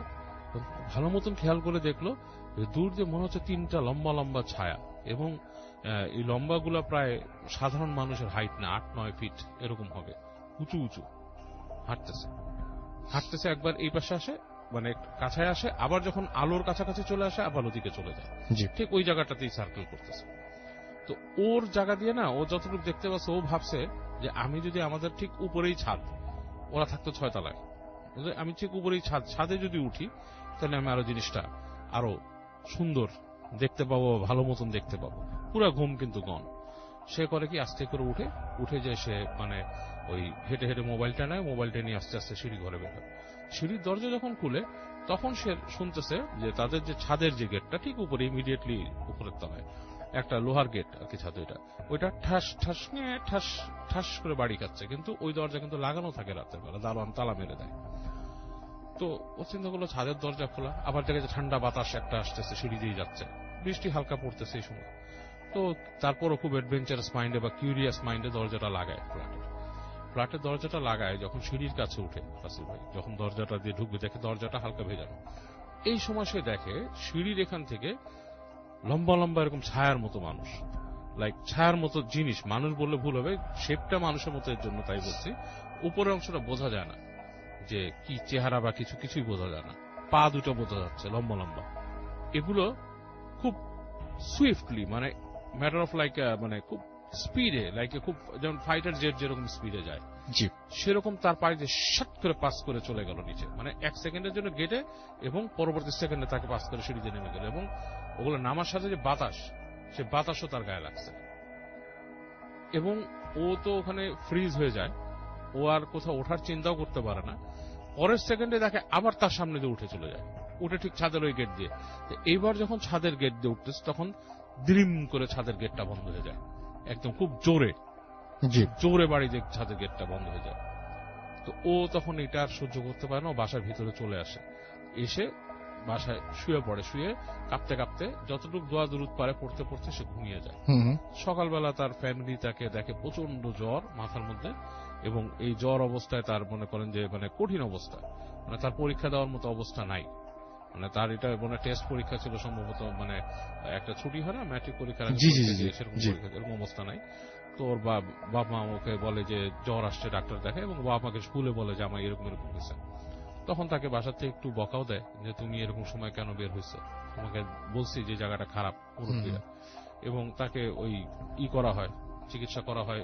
জ্বর ডাক্তার দিচ্ছে, জ্বর কমতেছে না, জ্বর হালকা রেমিশন যায় আবার বাড়ে, রেমিশন যায় আবার বাড়ে। তো ওর যে বড় চাচা, সে ওখানকার কাছের মসজিদের ইমাম সাহেবকে বলেন, অলাপন ইমাম সাহেব বলে যে ওকে পারলে নিয়ে আসেন। তো ওকে যখন নাকি নিয়ে আসে ইমাম সাহেবের কাছে, মসজিদের মধ্যে যখন ঢুকে, তার জ্বর ছিল শরীরে, মসজিদে ঢোকার সাথে সাথে জ্বর কিন্তু রাসেল ভাই নাই, শরীর ঠান্ডা হয়ে গেছে, নর্মাল টেম্পারেচার। ইমাম সাহেব তার সাথে কথা বলে তুমি কেমন ফিল করতেছো, ভালো, তোমার জ্বর আছে না, খারাপ লাগতেছে না, সব ঠিক আছে। তখন তাকে দোয়া পড়ে দেয় এবং তাকে কিছু দোয়া শিখায় দেয়। এই দোয়াগুলো বাবা আমাকে পড়ে দিতে বলে, পানিতে পড়ে ফু দেয়, বলে যে এই পানিটা খেতে এবং গোসল করতে সেই পানি দিয়ে, এবং বলে আপনার বাসাও ছিটাই দিবেন, ছেলে সিঁড়িতে জানি সে রাতের বেলা কখন না উঠে আপনাদের সিঁড়িটা পারলে বন্ধ করাই দিবেন। মানে সিঁড়ির মধ্যে হয়তো জিনিসটা যেটা হয়েছে যে ও রাতের বেলা দেখছে, এবং এগুলো তো খারাপ জিন, ওরা দূর থেকে ওকে খেয়াল করছে, ও যে খেয়াল করছে, এবং ও ওভার কিউরিয়াসে যখন সিঁড়িতে গেছে, ওদের কাছে এটা 1 সেকেন্ডের ব্যাপার, ওরা লাইট স্পিডে চলাফেরা করে ওখানে উঠতে, এবং ওকে জাস্ট ভয় দেখাইছে এবং ওদের গায়ের বাতাসটা লাগছে, এটাতেই তার এই জ্বর এসে গেছে। এবং তারপর ওকে দোয়া টোয়া করে করে দেয়, বলে আস্তে ধীরে ঠিক হয়। ওর পরীক্ষা মিস হয়ে গেছিল, পরীক্ষা পরবর্তীতে স্পেশাল অ্যাপ্লিকেশন করে সে ওইটার হয় আর কি। ওকে, এই হচ্ছে কাহিনী আছে। Thank you so much. আপনার ঘটনার জন্য আপনাকে অনেক ধন্যবাদ বাবু ভাই। আমি এখন একটু আমাদের মেসেজ বা কিছু কমেন্ট আমি পড়ে ফেলি আপনাদের। জি, আমি মোহাম্মদ বাইজিদ আলম, আমি এসেছি ধানমন্ডি থেকে, আমার হোমটাউন নরসিংদীতে। তো আমি নরসিংদীরই একটা ঘটনা আজকে শেয়ার করব। চলুন শুনে আসি আপনার ঘটনা। তো আমি আজকে যে ঘটনাটা বলবো সেটা হচ্ছে বিরামের ঘটনা। তো আমার এলাকাতে একটা দিঘি আছে, সরকারি দিঘি, বিশাল বড় দিঘি। তো ওইখানে দিঘিটা ভালো না, এলাকার মুরব্বীরা বলতো এখানে রাত্রের বেলা যেন কেউ না যায় মাছ ধরতে। তো আমাদের এলাকার কিছু লোক ওইখানে মাছ ধরতে গিয়েছিল রাত্রে। তো ওনারা মাছ ধরতেছে, হঠাৎ ওনারা বাঘের গর্জন শুনতে পায়। প্রথমে যখন বাঘের গর্জন শুনতে পায় তখন অনেকেই ভয় পেয়ে গেছিল, বলতেছে যে না, সুবিধা মনে হচ্ছে না, আজকে আমরা মাছ ধরবো না। তারপর কয়েকজন বলতেছে না না, মাছ ধরি, সমস্যা না, এগুলো কোনো বিষয় না, মাছ তো ভালোই পাচ্ছি, আমরা ধরি। তো ধরতেছে মাছ, একটু পরে আবার বাঘের গর্জন, তখন মনে হচ্ছে যে আরো কাছে চলে আসছে বাঘ। তো তখন অনেকেই আরো বেশি ভয় পেয়ে গেছে, বলতেছে যে আমরা আর ধরবই না, চল বাড়ি চল, আর দরকার নাই মাছ ধরার আজকে। তারপরে কয়েকজন বলতেছে অতিরিক্ত লুবে যে না না, আমরা মাছ মারি। তো তারপর আবার ওনারা মাছ ধরতেছে। তারপর আবার বাঘের গর্জন, তখন মনে হচ্ছে যে অনেক নিকটে এসে পড়ছে বাঘটা, আর মনে হচ্ছে বাঘটা অনেক নিকটে চলে আসছে। তখন ওনাদের হাতে টর্চ লাইট ছিল, টর্চ লাইটটা ওনারা মারে সামনে দেখার জন্য। জি জি, ওনারা দেখার জন্য সামনে মারে। তখন ওনারা যা দেখতে পায় যে একজন মানুষ দাঁড়িয়ে আছে, অবিকল মানুষ, শুধু তার মাথা নাই, তার বুকের মধ্যে 4টা চোখ, বুকের মধ্যেই দাঁত। তো ওনারা যখন টর্চটা ওইখানে ছাড়ে, ওনারা দেখে যে ওনাদের টর্চের যে পাওয়ার, তার চেয়ে 3 গুণ পাওয়ারফুল ওর চোখ থেকে একটা আলো আসছে এইদিকে। দেখে তো ওনারা যে যার মতো করে দৌড়িয়ে পালায় বাড়িতে চলে আসছিল। আসার পরে তো পরের দিন ওনাদের অনেক জ্বর, গোসল টোসল করানো হয়েছে। মুরব্বীরা অনেক গালাগালি করলো যে কেন গেলা, ওইখানে আমাদের নিষেধ ছিল, তারপরও কেন গেলা। তো এইভাবে পার হয়ে গেল। আমার দাদা ছিল, আমার চাচা দাদা, আমার দাদার আপন ভাই, উনি আবার পীর টাইপের ছিল, মুরিদ করাতো। তো উনি মারা যায়। উনি মূলত বিরাম পালতো আর কি। তো 2টা বট গাছ ছিল ওনার, একটা বড় বট গাছ, একটা ছোট বট গাছ। তো বড় বট গাছটাতেই আমরা যতটুকু জানতাম যে বড় বট গাছটাতে বিরাম থাকে, আর এখান থেকে 1/2 কিলোমিটার দূরে একটা হিজল গাছ ছিল। ওই হিজল গাছ আর বট গাছের মধ্যে ওরা নাকি রাত্রে যাতায়াত করতো। জি। তো আমার দাদা যখন মারা যায় তখন ওনার এই বট গাছটা কাটার সিদ্ধান্ত নেওয়া হয়, বিক্রি করা হয়। তখন ছোট গাছটা কাটতে পারে ভালোভাবেই, কিন্তু বড় গাছটা যখন কাটতে যায় তখন অনেক সমস্যার সম্মুখীন হতে থাকে ওনারা দেখে যে আশেপাশে কোথাও কোনো গাছের পাতা নাড়াচাড়া করে না, কিন্তু এই গাছটাতে মনে হচ্ছে যে ঘূর্ণিঝড় শুরু হয়ে গেছে। ওনারা বুঝতে পারছে যে বিষয়টা স্বাভাবিক না। প্রথম দিন কাটতে গিয়ে একজনের পা কেটে যায়, মারাত্মকভাবে উনি আহত হয়, পা রক্ত পড়া বন্ধ হচ্ছে না কোনোভাবেই। পরে ওনারা ওই দিন আর গাছ কাটতে পারে নাই। পরের দিন আসে, পরের দিনেও বিভিন্ন সমস্যার কারণে পরের দিন কাটতে পারে নাই। তারপরের দিন, তৃতীয় দিন দল বল একটু বড় করে ওনারা আসে যে আজকে কাটবই, টাকা দিয়ে গাছ কিনলাম, কাটতেই হবে। তো ওনারা এক প্রকার জোর করেই কাটছে, সাহসিকতা দেখে, কিন্তু কাটার পরে গাছ থেকে রক্ত বের হয়েছে, অনেক রক্ত। একটা গরু জবাই করলে যে পরিমাণ রক্ত, ওই পরিমাণ রক্ত। অনেক মানুষ দেখতে আসছে যে কি ব্যাপার, গাছ থেকে নাকি রক্ত বের হয়েছে। তখন আসার পরে এইভাবে গাছ নিল। কিন্তু রাসেল ভাই ওই দিন রাত থেকেই সেই বাঘের গর্জন, এলাকাবাসী সবাই শুনতে পায় বাঘের গর্জন, কান্না করতেছে, বাঘ মনে হচ্ছে কান্না করতেছে, বাঘের গর্জন। রাসেল ভাই, বাঘে তো উচ্চ স্বরে গর্জন করতে পারে না, এই যে পাইলিং করে না ইয়ার মধ্যে, এই যে অ্যাপার্টমেন্ট বাসাগুলোতে যে পাইলিং হয় তখন যেভাবে ভূমিটা কম্পন হয়, ঠিক সেম ভাবে ভূমিকম্পন হচ্ছিল। যখন ওটা কান্না করে গর্জন দেয় তখন মনে হচ্ছে যে ভূমি কাঁপতেছে, মাটি কাঁপতেছে, তখন এইরকম মনে হয়। তো আমি নিজেও শুনেছি কয়েকদিন। আমাদের এলাকায় এক মহিলা রাত্রেবেলা বাইরে বের হইতেছিল, তো হঠাৎ করে উনি যখন দরজা খুলে দেখে দরজার সামনে এক মানুষ দাঁড়ায় আছে, অবিকল মানুষ, তার মাথা নাই, তার বুকের মধ্যে চোখ, 4টা চোখ। দেখে তো উনি সাথে সাথে অজ্ঞান, চিৎকার দিয়ে অজ্ঞান হয়েছে। পরে দৌড়াদৌড়ি করে নেওয়ার পরে জ্ঞান ফেরার পরে শুনতে পারে যে এই ঘটনা। তো আমার আব্বুরা 7 ভাই, তার মধ্যে আমার এক চাচা, ওনারা বাড়ি থেকে চলে যায়। তো আমার ছোট চাচারা বলছিল যে তুমি থাকো এখানে, তুমি একাই থাকো, সমস্যা নেই, থাকো। উনি ছিল এখানে রাত্রে। তখন পুরোপুরি বিরামের অত্যাচারে অতিষ্ঠ এলাকাবাসী, সবাই ভয় পায়। কেউ ভয়ে আসতে মাগরিবের পরে কেউ বাসা থেকে বের হয় না, বাড়ি থেকে কেউ বের হয় না, সবাই গুটি মেরে বসে থাকে ভয়ে। তো উনি ছিল ওইখানে ওই দিন। উনি কান্নার শব্দ পাইতেছে যে আস্তে আস্তে ওনার দিকে মনে হচ্ছে আসতেছে, কান্নার শব্দ, একটু পরে পরে জোরে জোরে গর্জন। তো রাসেল ভাই আপনি জানেন কিনা জানি না, আগে গ্রামের মধ্যে যে জানালাগুলো ছিল ওইগুলোতে শিক দেওয়া হতো, এখন তো গ্রিল দেওয়া হয়, তবে আগে শিক দেওয়া হতো। তো এই শিকের কাছে আসছে, জানালা খোলা, গরমের দিন। তো আমার যে চাচা, ছোট চাচা, উনি তাকায় রয়েছে, দেখতেছে যে জানালার সামনে এসে দাঁড়াইছে, দাঁড়ায় হাওয়া মাও করে কান্নাকাটি করতেছে। একটু পরে পরে গর্জন দেয়, মনে হচ্ছে মাটি সহ কাঁপে এরকম। তো উনি তো ভয়ে পুরো শেষ, উনি ভাবছে যে উনি শেষ, আর মনে বাঁচবে না, এই শেষ। তো উনি আবার স্মোক করতো, ওনার এখানে ম্যাচ ছিল। উনি আবার জানে যে এইসব কিছু আগুনকে ভয় পায়। উনি অনেক চেষ্টা করে ম্যাচ জ্বালানোর জন্য, উনি দিয়াশ লাইট সবগুলো ইউজ করে, একটাও কাজ করে না, একটাও জ্বলে না। তো ওনার কাছে টর্চ লাইট ছিল, উনি এটা যখন মারতে যায় তখন ফিউজ হয়ে গেছে, টর্চ লাইট আর কাজ করে না। অনেক কষ্টে ওনার গ্যাস ম্যাচ ছিল, এটা দিয়ে অনেক কষ্টে সর্বশেষ যখন একটা চালায়, এই সিগারেট যখন একটা জ্বালায়, তখন এটা চলে গেছে। তো উনি এটার বিবরণটা রাসেল ভাই যেরকম ভাবে দিয়েছিল যে অবিকল মানুষের মতো, শুধু তার মাথাটা নাই আর চোখ, 4টা চোখ তার বুকের মধ্যে। আর উনি যতটুকু সাইজ দেখাইছিল, যে দাঁতের সাইজ 7 থেকে 8 ইঞ্চি দাঁতগুলা, তাও বুকের মাঝেই। তো এইটা এইভাবে চলে যায়, এলাকাতে অনেক কবিরা জানা হয় যে কি প্রতিকার। এলাকাবাসী তো পুরো অতিষ্ঠ, সবাই ভয়ে আতঙ্কিত হয়ে গেছে, কেউ কিছু করতে পারতেছে না, রাত্রেবেলা বের হইতে পারতেছে না। তো কবিরা জানে কেউ কিছু করতে পারে না, কেউ কিছুই করতে পারে না। তো বলতেছে যে এই যে উনি যে পীর সাহেব ছিল দাদা, যে উনি তো পালতো, উনি ছাড়া তো এখন কিছুই করা যাইতেছে না এগুলারে। তো আমার এক চাচা, 5 নম্বর চাচা, উনি রাত্রেবেলা আসতেছিল, রাত্রে প্রায় তখন 2টা। উনি আসার পথে আমার যে দাদা, যে পিরাম পালতো, ওনার মাজারের কাছে আসার পরেই ওনার সাথে দেখা, এই দাদার সাথে দেখা। তো আমার চাচা জিজ্ঞেস করলো যে জ্যাঠা আপনি কোথেকে আসছেন এত রাতে? তখন বলতেছে বাবা আমি তো হজ করে আসছি। তখন বলতে হজ করে আসছেন? তো আমার চাচা যেভাবে দাঁড়ায় ছিল, ওনার ডান পাশেই ছিল মাজারটা। ওনার আবার একদম খেয়াল নাই যে এই দাদা মারা গেছে।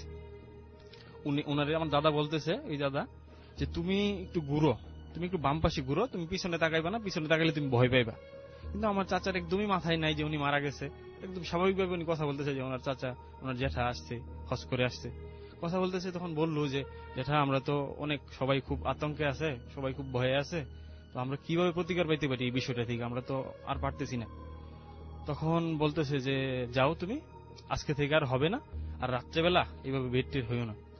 তো আমার চাচা বাড়িতে আসলো, আসার পরে উনি যখন রুমে ঢুকবে তখন ওনার খেয়াল হয়েছে আরে আমার চাচা তো উনি তো নাই, উনি তো মারা গেছে। তখন উনি অনেক ভয় পেয়ে গেছে, বিষয়টা বুঝতে পারছে। রাসেল ভাই তারপর থেকে আর কোনো সমস্যা হয়নি। এই ছিল আমার কাহিনী। Thank you so much. আপনার ঘটনার জন্য আপনাকে অনেক ধন্যবাদ, এবং আশা করছি যে এই ঘটনাটি আপনাদেরও ভালো লেগেছে। এবং আমি এখন যেটা করব সেটা হচ্ছে যে সরাসরি আপনাদেরকে আরো একটা ঘটনায় নিয়ে যাব।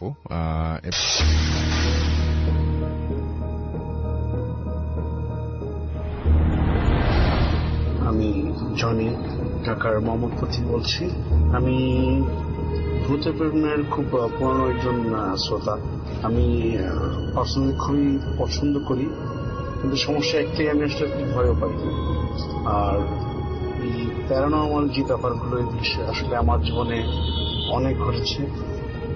তো ছোট একটা ঘটনা আমি আপনাদের আজকে শেয়ার করব। এটা লাস্ট ইয়ার আমার সাথে আমার হজে হয়ে যাওয়া একটা ঘটনা। আরেকটা জিনিস আমি বলে রাখি, সেটা হচ্ছে যে আমি ভূতের উপর এতটাই আসলে আমার মনে হয় যে আমি অ্যাডিক্টেড। কারণ আমি এখন যখন মোটরসাইকেল চালাই তখন হেডফোন দিয়ে ডাউনলোড করে শুনি। ইভেন তো আমি আপনার মানে প্রতি সপ্তাহে শুধু আমি নেট কিনি, মোবাইলের ডাটা কিনি শুধু এটার জন্যই। মানে আমি কোথাও যদি কোন কাজে যাই, কোথাও ধরেন উত্তরা যাচ্ছি, মোহাম্মদপুর থেকে বা গুলশান যাচ্ছি, হোয়াট এভার, মানে ঢাকা শহর কোন জায়গায় মুভ করতে হইলে আমার কানে হেডফোন উইথ আপনার এই ভোটার। তো আমার মনে কি আমার লাইফটা চেঞ্জ হয়ে গেছে। আমি এটা ছাড়া আসলে কিছু করতে ভালো লাগে না, কারণ শুনতেছি, চালাইতেছি। হ্যাঁ, আমার বাচ্চা স্কুল থেকে আমার আনতে হয়, তখনও আমি এটা শুনি, চালাই আর কি। তো হোয়াট এভার, আমি ঘটনা চলে যাই। ঘটনা হচ্ছে 2018 সালের সেপ্টেম্বর মাসে, এই মাসেই আমি হজ থেকে রিটার্ন করবো। আমার হজ আল্লাহ খুব সুন্দরভাবেই পালন করি। তো বেসিক্যালি যারা হজে গেছে তারা দেখবে যে হজের মক্কার ঠিক পিছন সাইডটা বাইতুল মুআল্লা যে কবরস্থানটা, ওইখানে আমার হোটেল ছিল। তো হোটেলকে ওইখানে ফন্দুক বলে। তো ওইখানে মূলত আমার হোটেলটা একটু পুরনোই ছিল, কিন্তু প্রত্যেকটা হোটেলে সেন্ট্রাল এসি এবং আপনার লিফট তো থাকবেই। তো আমারটাও অ্যাজ ইউজুয়াল খুব ভালো কন্ডিশন ছিল। কিন্তু একটা সমস্যা হচ্ছে যে যখন আপনি হোটেল থেকে মুভ করবেন, দেখবেন প্রচুর পরিমাণে বিড়াল আপনার আশেপাশে আছে। কুকুর রেয়ার, কুকুর দেখা যায় না বললেই চলে, কিন্তু বিড়াল অনেক অনেক বিড়াল। তবে এদের কোনো ময়লা আপনি রাস্তায় পাবেন না। তো হোয়াটএভার এভাবে চলতেছিল। আমি পুরো প্রায় 46 ডেজ আমি এখানে ছিলাম। এর মধ্যে আমি বিড়াল নিয়ে আসলে ওইভাবে মানে করি নেই, কারণ হ্যাঁ, বিড়াল নিয়ে আমার একটু সমস্যা আছে, আমার একটু অ্যালার্জি আছে। তো একদিন আমি আমার যে মোয়াল্লেম, যে আমাদের গাইড আর কি, তাকে জিজ্ঞেস করলাম। তাকে মামা বলতাম, ওর নাম হচ্ছে মামুন। আমি হোটেলের নামটা বলবো না, কারণ যেহেতু ওনার ব্যবসা। তো ওনার হোটেলের সামনে প্রচুর বিড়াল, আমি আপনাকে ছবি পাঠাবো। তো এই বিড়ালগুলো রেগুলার বসে থাকতো, যখন নামাজ পড়ে আসতাম, দিন হোক সকাল হোক সবসময় বসে থাকতো। কিন্তু আমি কখনো তাদের তাড়াও করিনি, তাদের কখনো মানে ভাগানোর চেষ্টাও করিনি। তাই জন্য মামাকে জিজ্ঞেস করলাম, এত বিড়াল এখানে, তো মাঝে মাঝে আমার ভয় লাগে। তো এর মধ্যে যেটা হলো, মামা বললো কখনোই বিড়াল আপনি এমন কিছু করবেন না যাতে ও ব্যথা পায়। তো এমনি কিউরিয়াসিটি নিয়ে একদিন জিজ্ঞেস করলাম, মামা আসলে ঘটনাটা কি কারণে আসলে এটা আপনি আমার বললেন? উনি বললো যে এটা আসলে মানে এটা এমন একটা জায়গা, আল্লাহর ঘর এখানে, ঠিক আছে? এখানে মানুষ জিন থাকে, বেরোনোর উপরে থাকে। তো অতএব ভুল করে যদি আপনি কোনো ভুল কাজ করে ফেলেন, আর যেহেতু হজে আসছেন, কেউ যেন ব্যথা না পায় সে আপনি চিন্তা ভাবনা করতে হবে। তো ঠিক আছে, ভালো কথা। তা আমার মনে আসলে একটু কিউরিয়াসিটি ছিল, যে মানে একটা ভয়ও ছিল যে কিভাবে এটা দেখা যায় বা জানা যায় আরো কিছু। কারণ আমি ভূত এফএম শুনি অলমোস্ট 7-8 বছর তো হয়েছে আমি শুনি, কিন্তু আমি রাতে শুনি না, আমি ডাউনলোড করি সবসময় শুনি। কারণ দিনের আলোতে আমার একটু ভয়টা লাগে না ওরকম। রাতে শুনলে আমার ওই রাতও কষ্ট হয়, এবং আমার রাতগুলি স্ক্যারি হয়ে যায় আসলে, সত্যি কথা যেটা বলতে। তো এই হিসেবে আমি চলে আসবো আমার সেপ্টেম্বরের 4 তারিখে, 6 তারিখে বাংলাদেশে ল্যান্ড করার কথা। তো 4 তারিখ আমি চলে আসবো। 4 তারিখ আমি নামাজ পড়তে যাবো, তাহাজ্জুদের নামাজ। যারা মক্কায় গেছেন বা হজে গেছেন তারা জানেন যে সৌদিতে মক্কায় কিন্তু তাহাজ্জুদের নামাজের আজান হয়, কিন্তু হয় না, এরকম জামাত হয় না। তো আমি মূলত সবাই ওই টাইমে 3টার মধ্যে উঠে যায়, তা আমিও রেগুলারের মধ্যেই উঠে গেলাম ওই টাইমে। তো ওঠার পরে আমি প্রথমে তাকিয়ে বাম পাশে তাকালাম, তাকায় দেখলাম যে 2জন লোক আমার পাশে দাঁড়ায় আছে, আর আমার রুমটা খুব অন্ধকার। আমি আমার রুমের ডিসক্রাইব একটু বলে দিচ্ছি। সেটা হচ্ছে যে কোনো একটা ফ্ল্যাটে যদি আপনি ঢুকলে একটা কমন স্পেস থাকে, তারপর ডান পাশে রুম, বাম পাশে রুম, আর ঢুকলে যে জায়গাটা সেটা হচ্ছে সিঁড়ি ঢুকলেই একটা বেসিন পড়ে, একটা বাথরুম পড়ে। তারপর বাম পাশে আমার অ্যাটাচ বাথরুম সহ একটা রুম ছিল, সেটা আমাকে দেওয়া হয়েছিল, যেহেতু আমি একটু হেলদি অ্যান্ড আমি আমার ক্যাটাগরিটা একটু ভালো ক্যাটাগরি ছিল, যার মানে আমার রুমে অ্যাটাচ বাথরুম ছিল। তো আমি রাতে ভয় পাই, এই জন্য রুমের লাইটটা কেউ জ্বালা দিত না। আর যারা আমার সাথে থাকতো তারা ম্যাক্সিমাম একটু বয়স্ক, আর আমরা 5 জন ছিলাম এক রুমের ভিতরে। তো এরকম যে রুম দিয়ে ঢুকার পরে আমার ওই কমন স্পেস থেকে বাম দিকে ঢুকলেই আমার রুমটা, ঢুকিয়ে প্রথমে বাম পাশে বাথরুম, বাথরুমের বরাবর একটা বেড, তারপরে একটা বেড, ঠিক দরজার উল্টা কর্নারে এসির নিচে আমার বেডটা। তো রুমগুলো খুব বড়, অ্যাপ্রক্স আপনার 300 স্কোয়ার ফিট তো হবেই, 300 স্কোয়ার ফিটের রুম। তো এখানে সিঙ্গেল বেড থাকে। তো আমি বেডে শুলে ধরেন আমি রাত্রে দরজাটা খোলা রাখতাম যাতে ঘরটা একটু আলোকিত থাকে, এবং ওই দরজার সাথে সাথে আমি বাথরুমের লাইটটা জ্বালাই দিয়েও বাথরুমের লাইটটা দরজাটা একটু খোলা রাখতাম। তো যদি কেউ এই আলোর মাঝখানে দাঁড়ায়, তো অবশ্যই আসল ভাই আমি বুঝতে পারবো যে কয়জন বা কে দাঁড়াইছে। হয়তো চেয়ার দেখতে পারবো না, কিন্তু অ্যাটলিস্ট তাদের ছায়াটা তো বুঝতে পারবো। তো আমি আমার মনে হলো যে আমি তাহাজ্জুদের নামাজ পড়ি শফি গিয়ে। তো আমি নর্মালি তাকাইলাম, তাকাই দেখলাম যে দুজন দাঁড়ায় আছে। তো আরেকটা কথা বলে নিয়ে আসলে আমার এখানে টোটালি পুরো এই 46 ডেজ আমার ঘুম নিয়ে খুব সমস্যা হচ্ছে, বাট কারণ ওই যে 3 ঘন্টা একটা ডিফারেন্স থাকে, এই জন্য খুব কষ্ট হয়েছে। তো আমি ঘুরে তাকাইলাম, তাকাই দেখলাম যে দুজন লোক দাঁড়ায় আছে এবং আমার দিকে মুখ করে, মানে আমার দিকে মুখ করে তাকায় আছে। তা আমি প্রথম মনে করলাম যে হয়তো আমাকে ডাকতে আসছে তাহাজ্জুদ নামাজের জন্য। তো ওইখানে দুজন দাঁড়াই আছে। তো আমি তাদের দেখে তারা যদি ডাকতেছে না, রুমটা অন্ধকার, তাদের আমি অবয় দেখতেছি, তো মনে করলাম হয়তো এখন সময় হয় নেই, এই জন্য ডাকতেছে না, সময় হলে আমার টিকিট একদিনে। তা আমি তাদের দেখে উল্টে উড়ে গেলাম, দেওয়ালের দিকে মুখ করলাম। মুখ করার পর সাথে সাথে আমি চিন্তা করলাম, মানে আমার সেকেন্ড রাউন্ড আমার মাইন্ড কাজ করা শুরু করলো যে যদি তারা আমার ডাকতে আসে রুমের লাইট জ্বালানো কেন। তো এটা চিন্তা করে আমি তাকাইলাম, তাই দেখলাম দাঁড়ায় আছে। তো রুমটা অন্ধকার, আর স্বাভাবিক আমার রুমে যেহেতু সব ম্যাক্সিমাম 5 জনের মধ্যে 3 জনই বয়স্ক, সেক্ষেত্রে তারা অবশ্যই রুম তো লাইট জ্বালাবেই। কিন্তু দেখলাম যে ওরা দাঁড়াই আছে। তখন আমি প্রথমবার জিজ্ঞেস করলাম কে, দ্বিতীয়বার জিজ্ঞেস করলাম কে, তৃতীয়বার আমি জিজ্ঞেস করলাম কে বলে আমি চিৎকার দিয়ে উঠলাম। চিৎকার তার সাথে সাথে আমি আমার রুমে যারা ছিল তারা সব উঠে গেল। উঠলো, উঠে জিজ্ঞেস কি স্যার কি স্যার, আমার নাম আসল নাম হচ্ছে আরিফ, ডাক নাম জনি।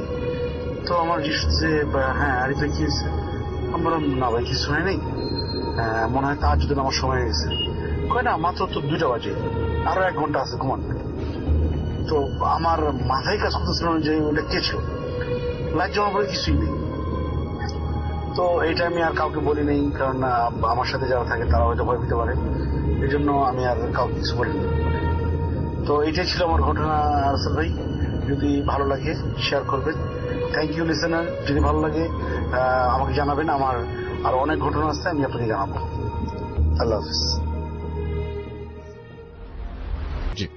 আসসালামু আলাইকুম রাসেল ভাই। আসসালামু আলাইকুম বিসলার্স।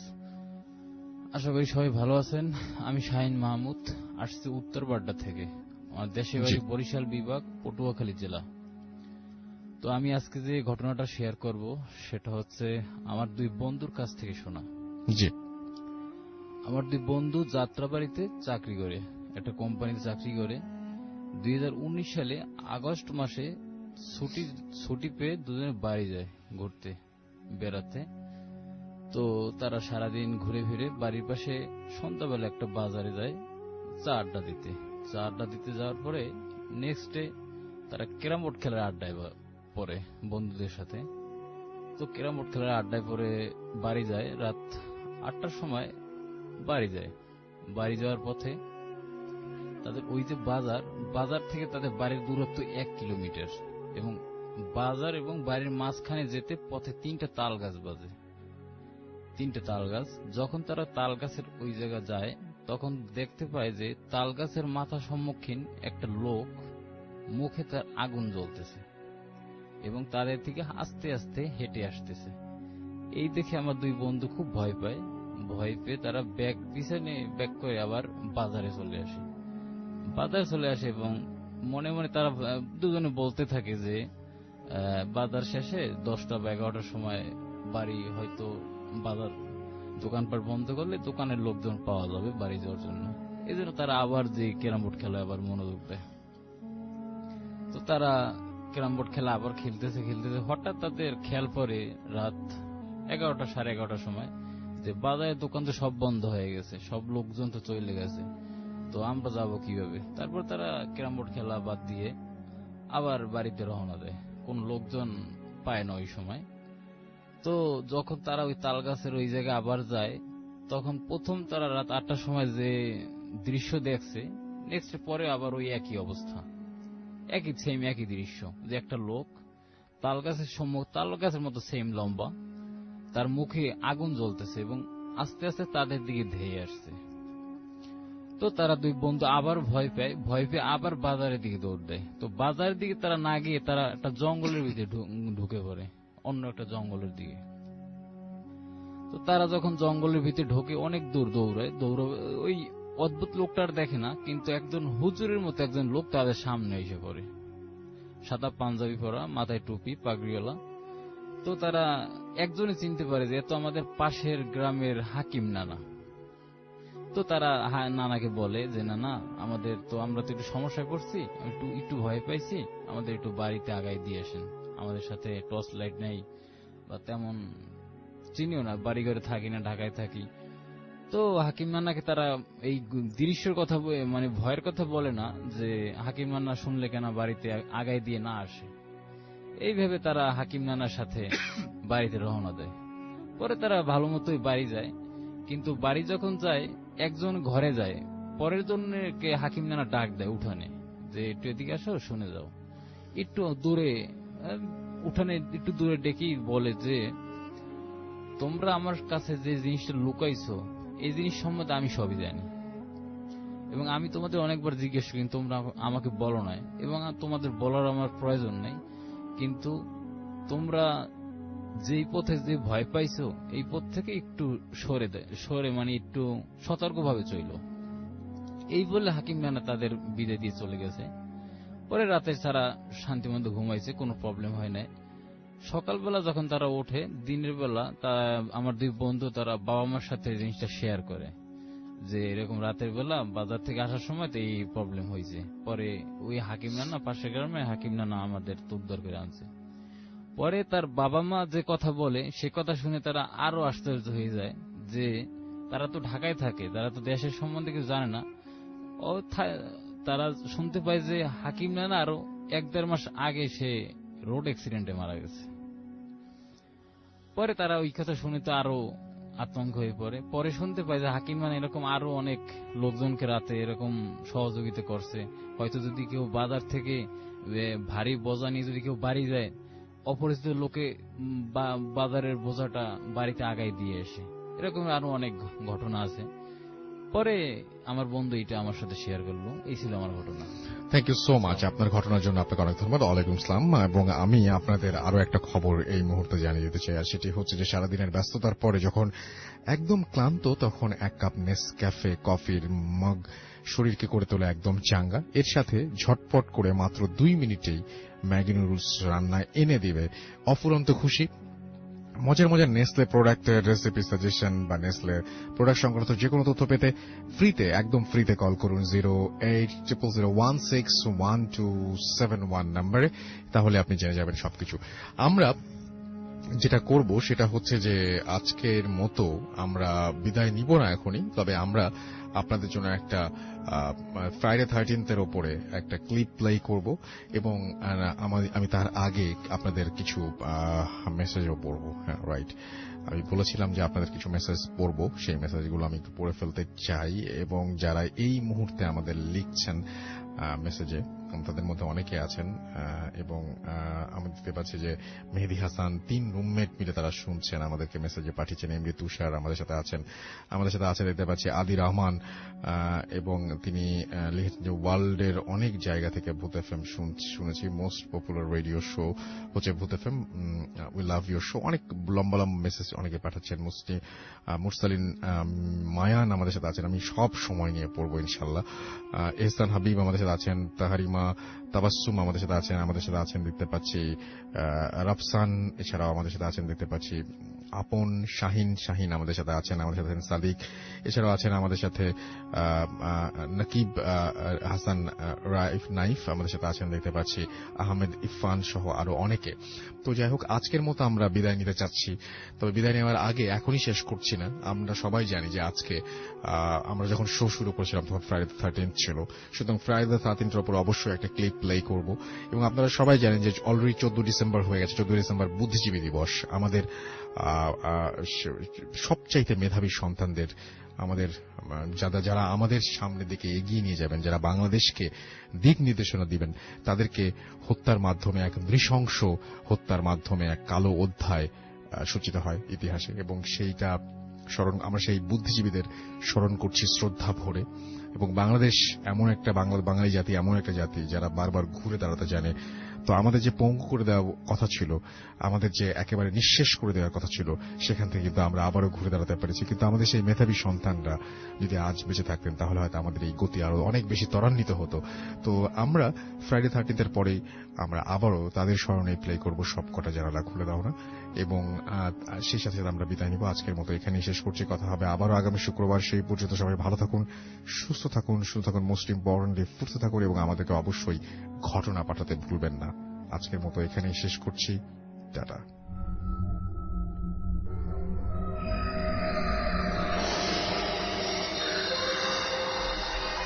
Friday the 13th.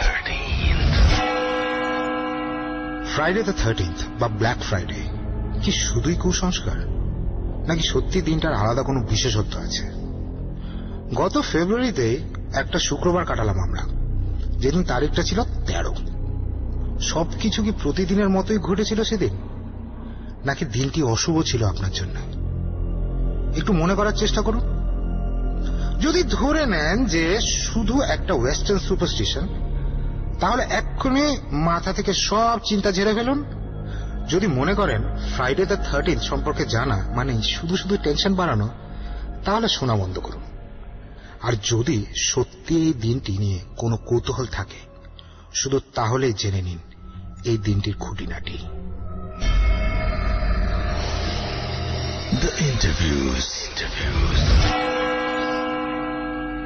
গত মাসে আমরা আপনাদের কাছে জানতে চেয়েছিলাম কে কে বিশ্বাস করেন ফ্রাইডে দ্য 13th অশুভ। কেউ বিষয়টি স্রেফ একটা কুসংস্কার বলে যেমন উড়িয়ে দিয়েছেন, তেমনি কেউ কেউ এদিনে জীবনে ঘটে যাওয়া কিছু নেগেটিভ ঘটনার সাথে দিনটির সাদৃশ্য খুঁজেছেন, বা খারাপ কিছু ঘটার জন্য দিনটিকে দায়ী করেছেন। কেউ কেউ জাস্ট অধৈর্য হয়ে অপেক্ষা করেছেন পরবর্তী ঘটনা শোনার জন্য। আমরা আমাদের কাছের কিছু মানুষের কাছে জানতে চেয়েছিলাম এই দিনটির সম্পর্কে। চলুন শুনে আসি তারা কি বলেন। ফ্রাইডে দ্য 13th তো একটা হরর ফিল্ম, ওই যে জেসন, ওই জেসনের মুভিটা, তাই না? Friday the 13th, I don't know. আমি আসলে হিস্ট্রিটা জানি না, বাট আমি জাস্ট জানি যে Friday the 13th মানে কোন একটা কুফা আছে definitely. So yeah, Friday the 13th এটা আবার কি? নর্মালি ফ্রাইডে আমাদের জন্য অনেক অসপিশিয়াস একটা দিন, আমরা অনেক ভালো মনে করি, মঙ্গল মনে করি এই দিনটাকে। কিন্তু যখন 13th এটার সাথে অ্যাড হয়, 13th ফ্রাইডে, তখন কিন্তু খুব ভয়ানক একটা ব্যাপার হয়ে যায়, ভয় লাগে, স্পেশালি বিকজ ব্ল্যাক ফ্রাইডে কিন্তু এখান থেকেই এসেছে, আর 13 is very unlucky number. So সব মিলিয়ে কিন্তু ব্যাপারটা খুবই বলতে পারি ভৌতিক। ফ্রাইডে দ্য 13th তো ব্ল্যাক ফ্রাইডে? না না, এইসব নিয়ে আমি একদমই কথা বলতে পছন্দ করি না। This is basically when Jesus was crucified. জীবনে যে কোনো মুহূর্তে যে কোনো দুর্ঘটনা ঘটতে পারে, কিন্তু এই দিনটিতে কোনো দুর্ঘটনা ঘটা মানেই দিনটিকে দায়ী করা। The history.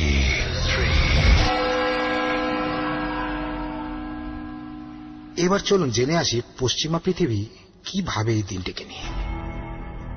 গ্রেগরিয়ান ক্যালেন্ডার অনুযায়ী কোনো মাসের কোনো একটি শুক্রবার যদি 13 তারিখে গিয়ে পড়ে, তাহলে সেটাকে বলা হয় ফ্রাইডে দ্য 13th বা ব্ল্যাক ফ্রাইডে। বলা হয় মধ্যযুগ থেকেই এই দিনটিকে সবাই অশুভ হিসেবেই ভেবে রাখে। উদাহরণ হিসেবে প্রথমে আসে যীশু খ্রিস্টের লাস্ট সাপারের কথা। গুড ফ্রাইডে ঠিক আগের রাতেই মন্ডি থার্সডেতে খাবার টেবিলে উপস্থিত ছিলেন 13 জন ব্যক্তি, যাদের ভেতরে জুডাস ছিলেন পার্টির 13 নম্বর সদস্য। এবং পরের দিন যীশু খ্রিস্টকে কিভাবে ক্রুসিফাই করা হলো তা তো আপনারা সবাই জানেন। বাইবেলে আরো বলা আছে যে এই দিনটিতেই নাকি ইভ অ্যাডামের হাতে নিষিদ্ধ ফলটিও তুলে দিয়েছিলেন। তারপরে যেমন ফ্রাইডে দ্য 13th অক্টোবর 1307 শত নাইটস টেম্পলার্সরা ফ্রান্সে কিং ফিলিপ IV দ্বারা অ্যারেস্টেড হন। এমন আরো অনেক ঘটনাই আপনি খুঁজে পাবেন ইতিহাসে। যেহেতু প্রতিটি তথ্যই সংগ্রহ করা, তাই তাদের সংখ্যা আর নাইবা বাড়ানো। অনেক বিজ্ঞজনদের ফ্রাইডে দ্য 13th বা ব্ল্যাক ফ্রাইডে নিয়ে ধারণা কিন্তু পুরোটাই উল্টা। অনেকেই মনে করেন যে 19th সেঞ্চুরির আগে ফ্রাইডে দ্য 13th বা ব্ল্যাক ফ্রাইডে সম্পর্কে কোনো লিখিত তথ্য নাকি খুঁজেই পাওয়া যায় না। আবার অনেকে মনে করেন এটি প্যারাস্কেভিডে ক্যাট্রিয়া ফোবিয়া মানে ও মাই গড নামে জাস্ট একটা ফোবিয়া, মানে বুঝছেন তো, একটা ভয়, ফোবিয়া। যেমন ড্যান ব্রাউনের 2003 সালের নভেল দা ভিঞ্চি কোডে, বা জন জে রবিনসনের 1989 যে ওয়ার্কটা ছিল born in blood, the secrets of freemasonry, বা মরিস ড্রুয়নের হিস্টোরিক্যাল যে নভেল সিরিজগুলো আছে, দি অ্যাকাস্ট কিংস, এর মতন কিছু বই এই নাইট টেম্পলার্স এবং এই যে ফ্রাইডে দ্য 13th সুপারস্টিশনটাকে মেলানোর চেষ্টা করেছে। যদিও অনেক এক্সপার্টরাই মনে করেন এই কোরিলেশনগুলো আধুনিক সময় খুঁজে বার করা।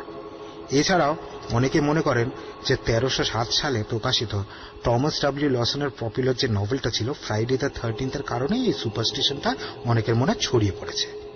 বইটিতে একজন অসৎ ব্রোকার এই সুপারস্টিশনকে কাজে লাগিয়ে ওয়াল স্ট্রিটে একটা প্যানিক সৃষ্টি করে। আমেরিকায় 8% মানুষ ভয়ে রয়েছেন এই দিনটিকে নিয়ে। আচ্ছা, এই দিনটির কোনো সুফল আছে কি? অবশ্যই, দেখি আমরা। Flip side of Friday the 13th. 1993-তে ব্রিটিশ মেডিকেল জার্নালে প্রকাশিত জার্নালের তথ্য অনুযায়ী 13 তারিখের শুক্রবারের জন্য অন্য দিনের চাইতে সড়ক দুর্ঘটনার মতন বিষয়গুলো নাকি বেশি ঘটে। অন্যদিকে 2008 সালে প্রকাশিত Dutch centre for insurance statistics বলছে এদিন নেদারল্যান্ডে অন্য দিনের চাইতে যেমন অ্যাক্সিডেন্টের সংখ্যা কমে যায়, তেমনি চুরি এবং অগ্নিকাণ্ডের ঘটনাও নাকি কম ঘটে। দিনটিকে অশুভ ভাবার কারণেই অনেকে এই দিনটিতে বাড়ি থেকে বেরোনি না, একটু বেশি সতর্ক থাকেন। ড্রাইভ করলেও সেটাও করেন খুব সাবধানে। এখন নানা মানুষের তো নানা মত থাকেই। Confusion.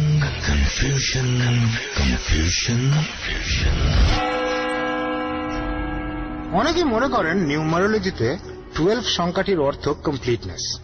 একটু চিন্তা করলেই আপনি পেয়ে যাবেন 12 months of the year, 12 hours of the clock day, the 12 deities of Olympus, 12 tribes of Israel, 12 apostles of Jesus, 12 signs of the zodiac, the 12 years of the Buddhist cycle.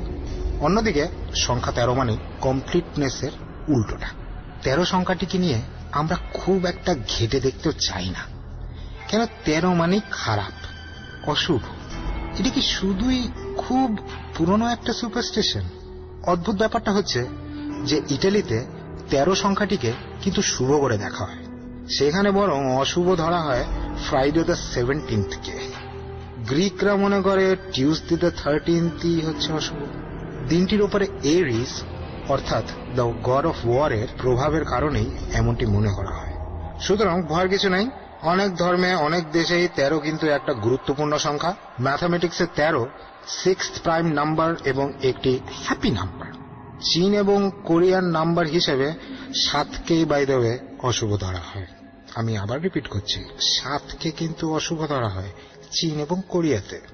সবশেষে স্বস্তি দিতে টেলর সুইফটের এমটিভি ইন্টারভিউতে বলা কথাগুলো জানিয়ে দিচ্ছি আপনাদের। ফেব্রুয়ারি Friday the 13th-এ আপনাদের পাঠানো অনেকের মেসেজ ছিল গায়িকা টেলর সুইফটের মতোই। I was born on the 13th. I turned 13 on Friday the 13th. My first album went solo in 13 weeks. My first #1 song had a 13-second intro.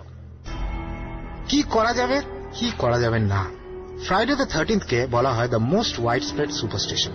আর সে কারণে যে কোনো নতুন ব্যবসা শুরুর জন্য এই দিনটিকে বেসিক্যালি অমঙ্গলজনক বলেই ধরা হয়। অনেকে দূরের যাত্রা বাতিল করে দেন এই দিন। কিছু কিছু নিষেধাজ্ঞা বেশ অদ্ভুত ধরনের, যেমন এই দিন অনেকেই ঘরের ভেতরে ছাতা মেলতে নিষেধ করেন। ঘরের ভেতরে ছাতা, বড় ধরনের সারপ্রাইজ এড়িয়ে চলতে পরামর্শ দেন। ওকে, সারপ্রাইজ। চাঁদের নিচে কাউকে কোনো কথা দেওয়া থেকে বিরত থাকতে বলেন কেউ কেউ, আর কেউ নন, স্বয়ং শেক্সপিয়ার বলেছেন, O swear not by the moon, the inconsistent moon, that monthly changes in her circle orb, lest that thy love prove likewise variable, বলেছেন Juliet Capulet in Shakespeare's most famous tragedy. বুঝছেন তো কোনটা? বন্ধু বান্ধব নিয়ে খাবার খেতে যাচ্ছেন, খুব ভালো কথা। অতিথি সংখ্যাটা 13 বা 13 কম অনেকে বলেন রাখতে আর কি এই দিনে। অনেকে আবার বলেন যে এই দিনে নাকি আয়না ঢেকে রাখতে হয়। আবার অনেকে বলেন যে এই দিনে কোনো মাছের প্রচলিত নাম মুখে নাকি আনতে নেই। যেমন ধরুন, ইলিশ মাছ না বলে আপনি যদি এখন টেনিউলোসা ইলিশা বলেন, মানে যেটা হচ্ছে কি বেসিক্যালি ইলিশ মাছের বৈজ্ঞানিক নাম, তাহলে হয়তো ঠিকঠাক থাকবে আর কি। অনেকে রাতে শোবার সময় যে পাশ হয়ে শোন উঠতে চান সেই পাশ দিয়ে। বিশেষ করে দেয়ালের দিকে ফিরে ঘুম ভাঙলে ধরা হয় নাকি ব্যাড লাক। এমন আরো অনেক কিছু ভাবেন পশ্চিমা দেশের মানুষেরা। কি ভাবছেন? ভাবছেন না যে জাতি হিসেবে অ্যাকচুয়ালি বাঙালিরা অনেক কম কুসংস্কারাচ্ছন্ন? সত্যিই তাই। ধরে নিতে পারেন যে ফ্রাইডে দ্য 13th জাস্ট একটা সুসংস্কার, এটি একটি ফোবিয়া। যাই ভাবেন না কেন, পরামর্শ একটাই, এই দিন নিয়ে খুব একটা বেশি ভাবতে যাবেন না, কারণ আপনার ইচ্ছা শক্তি, আপনার চিন্তা শক্তি, আপনার বিশ্বাস এসবের চেয়ে অনেক বেশি পাওয়ারফুল।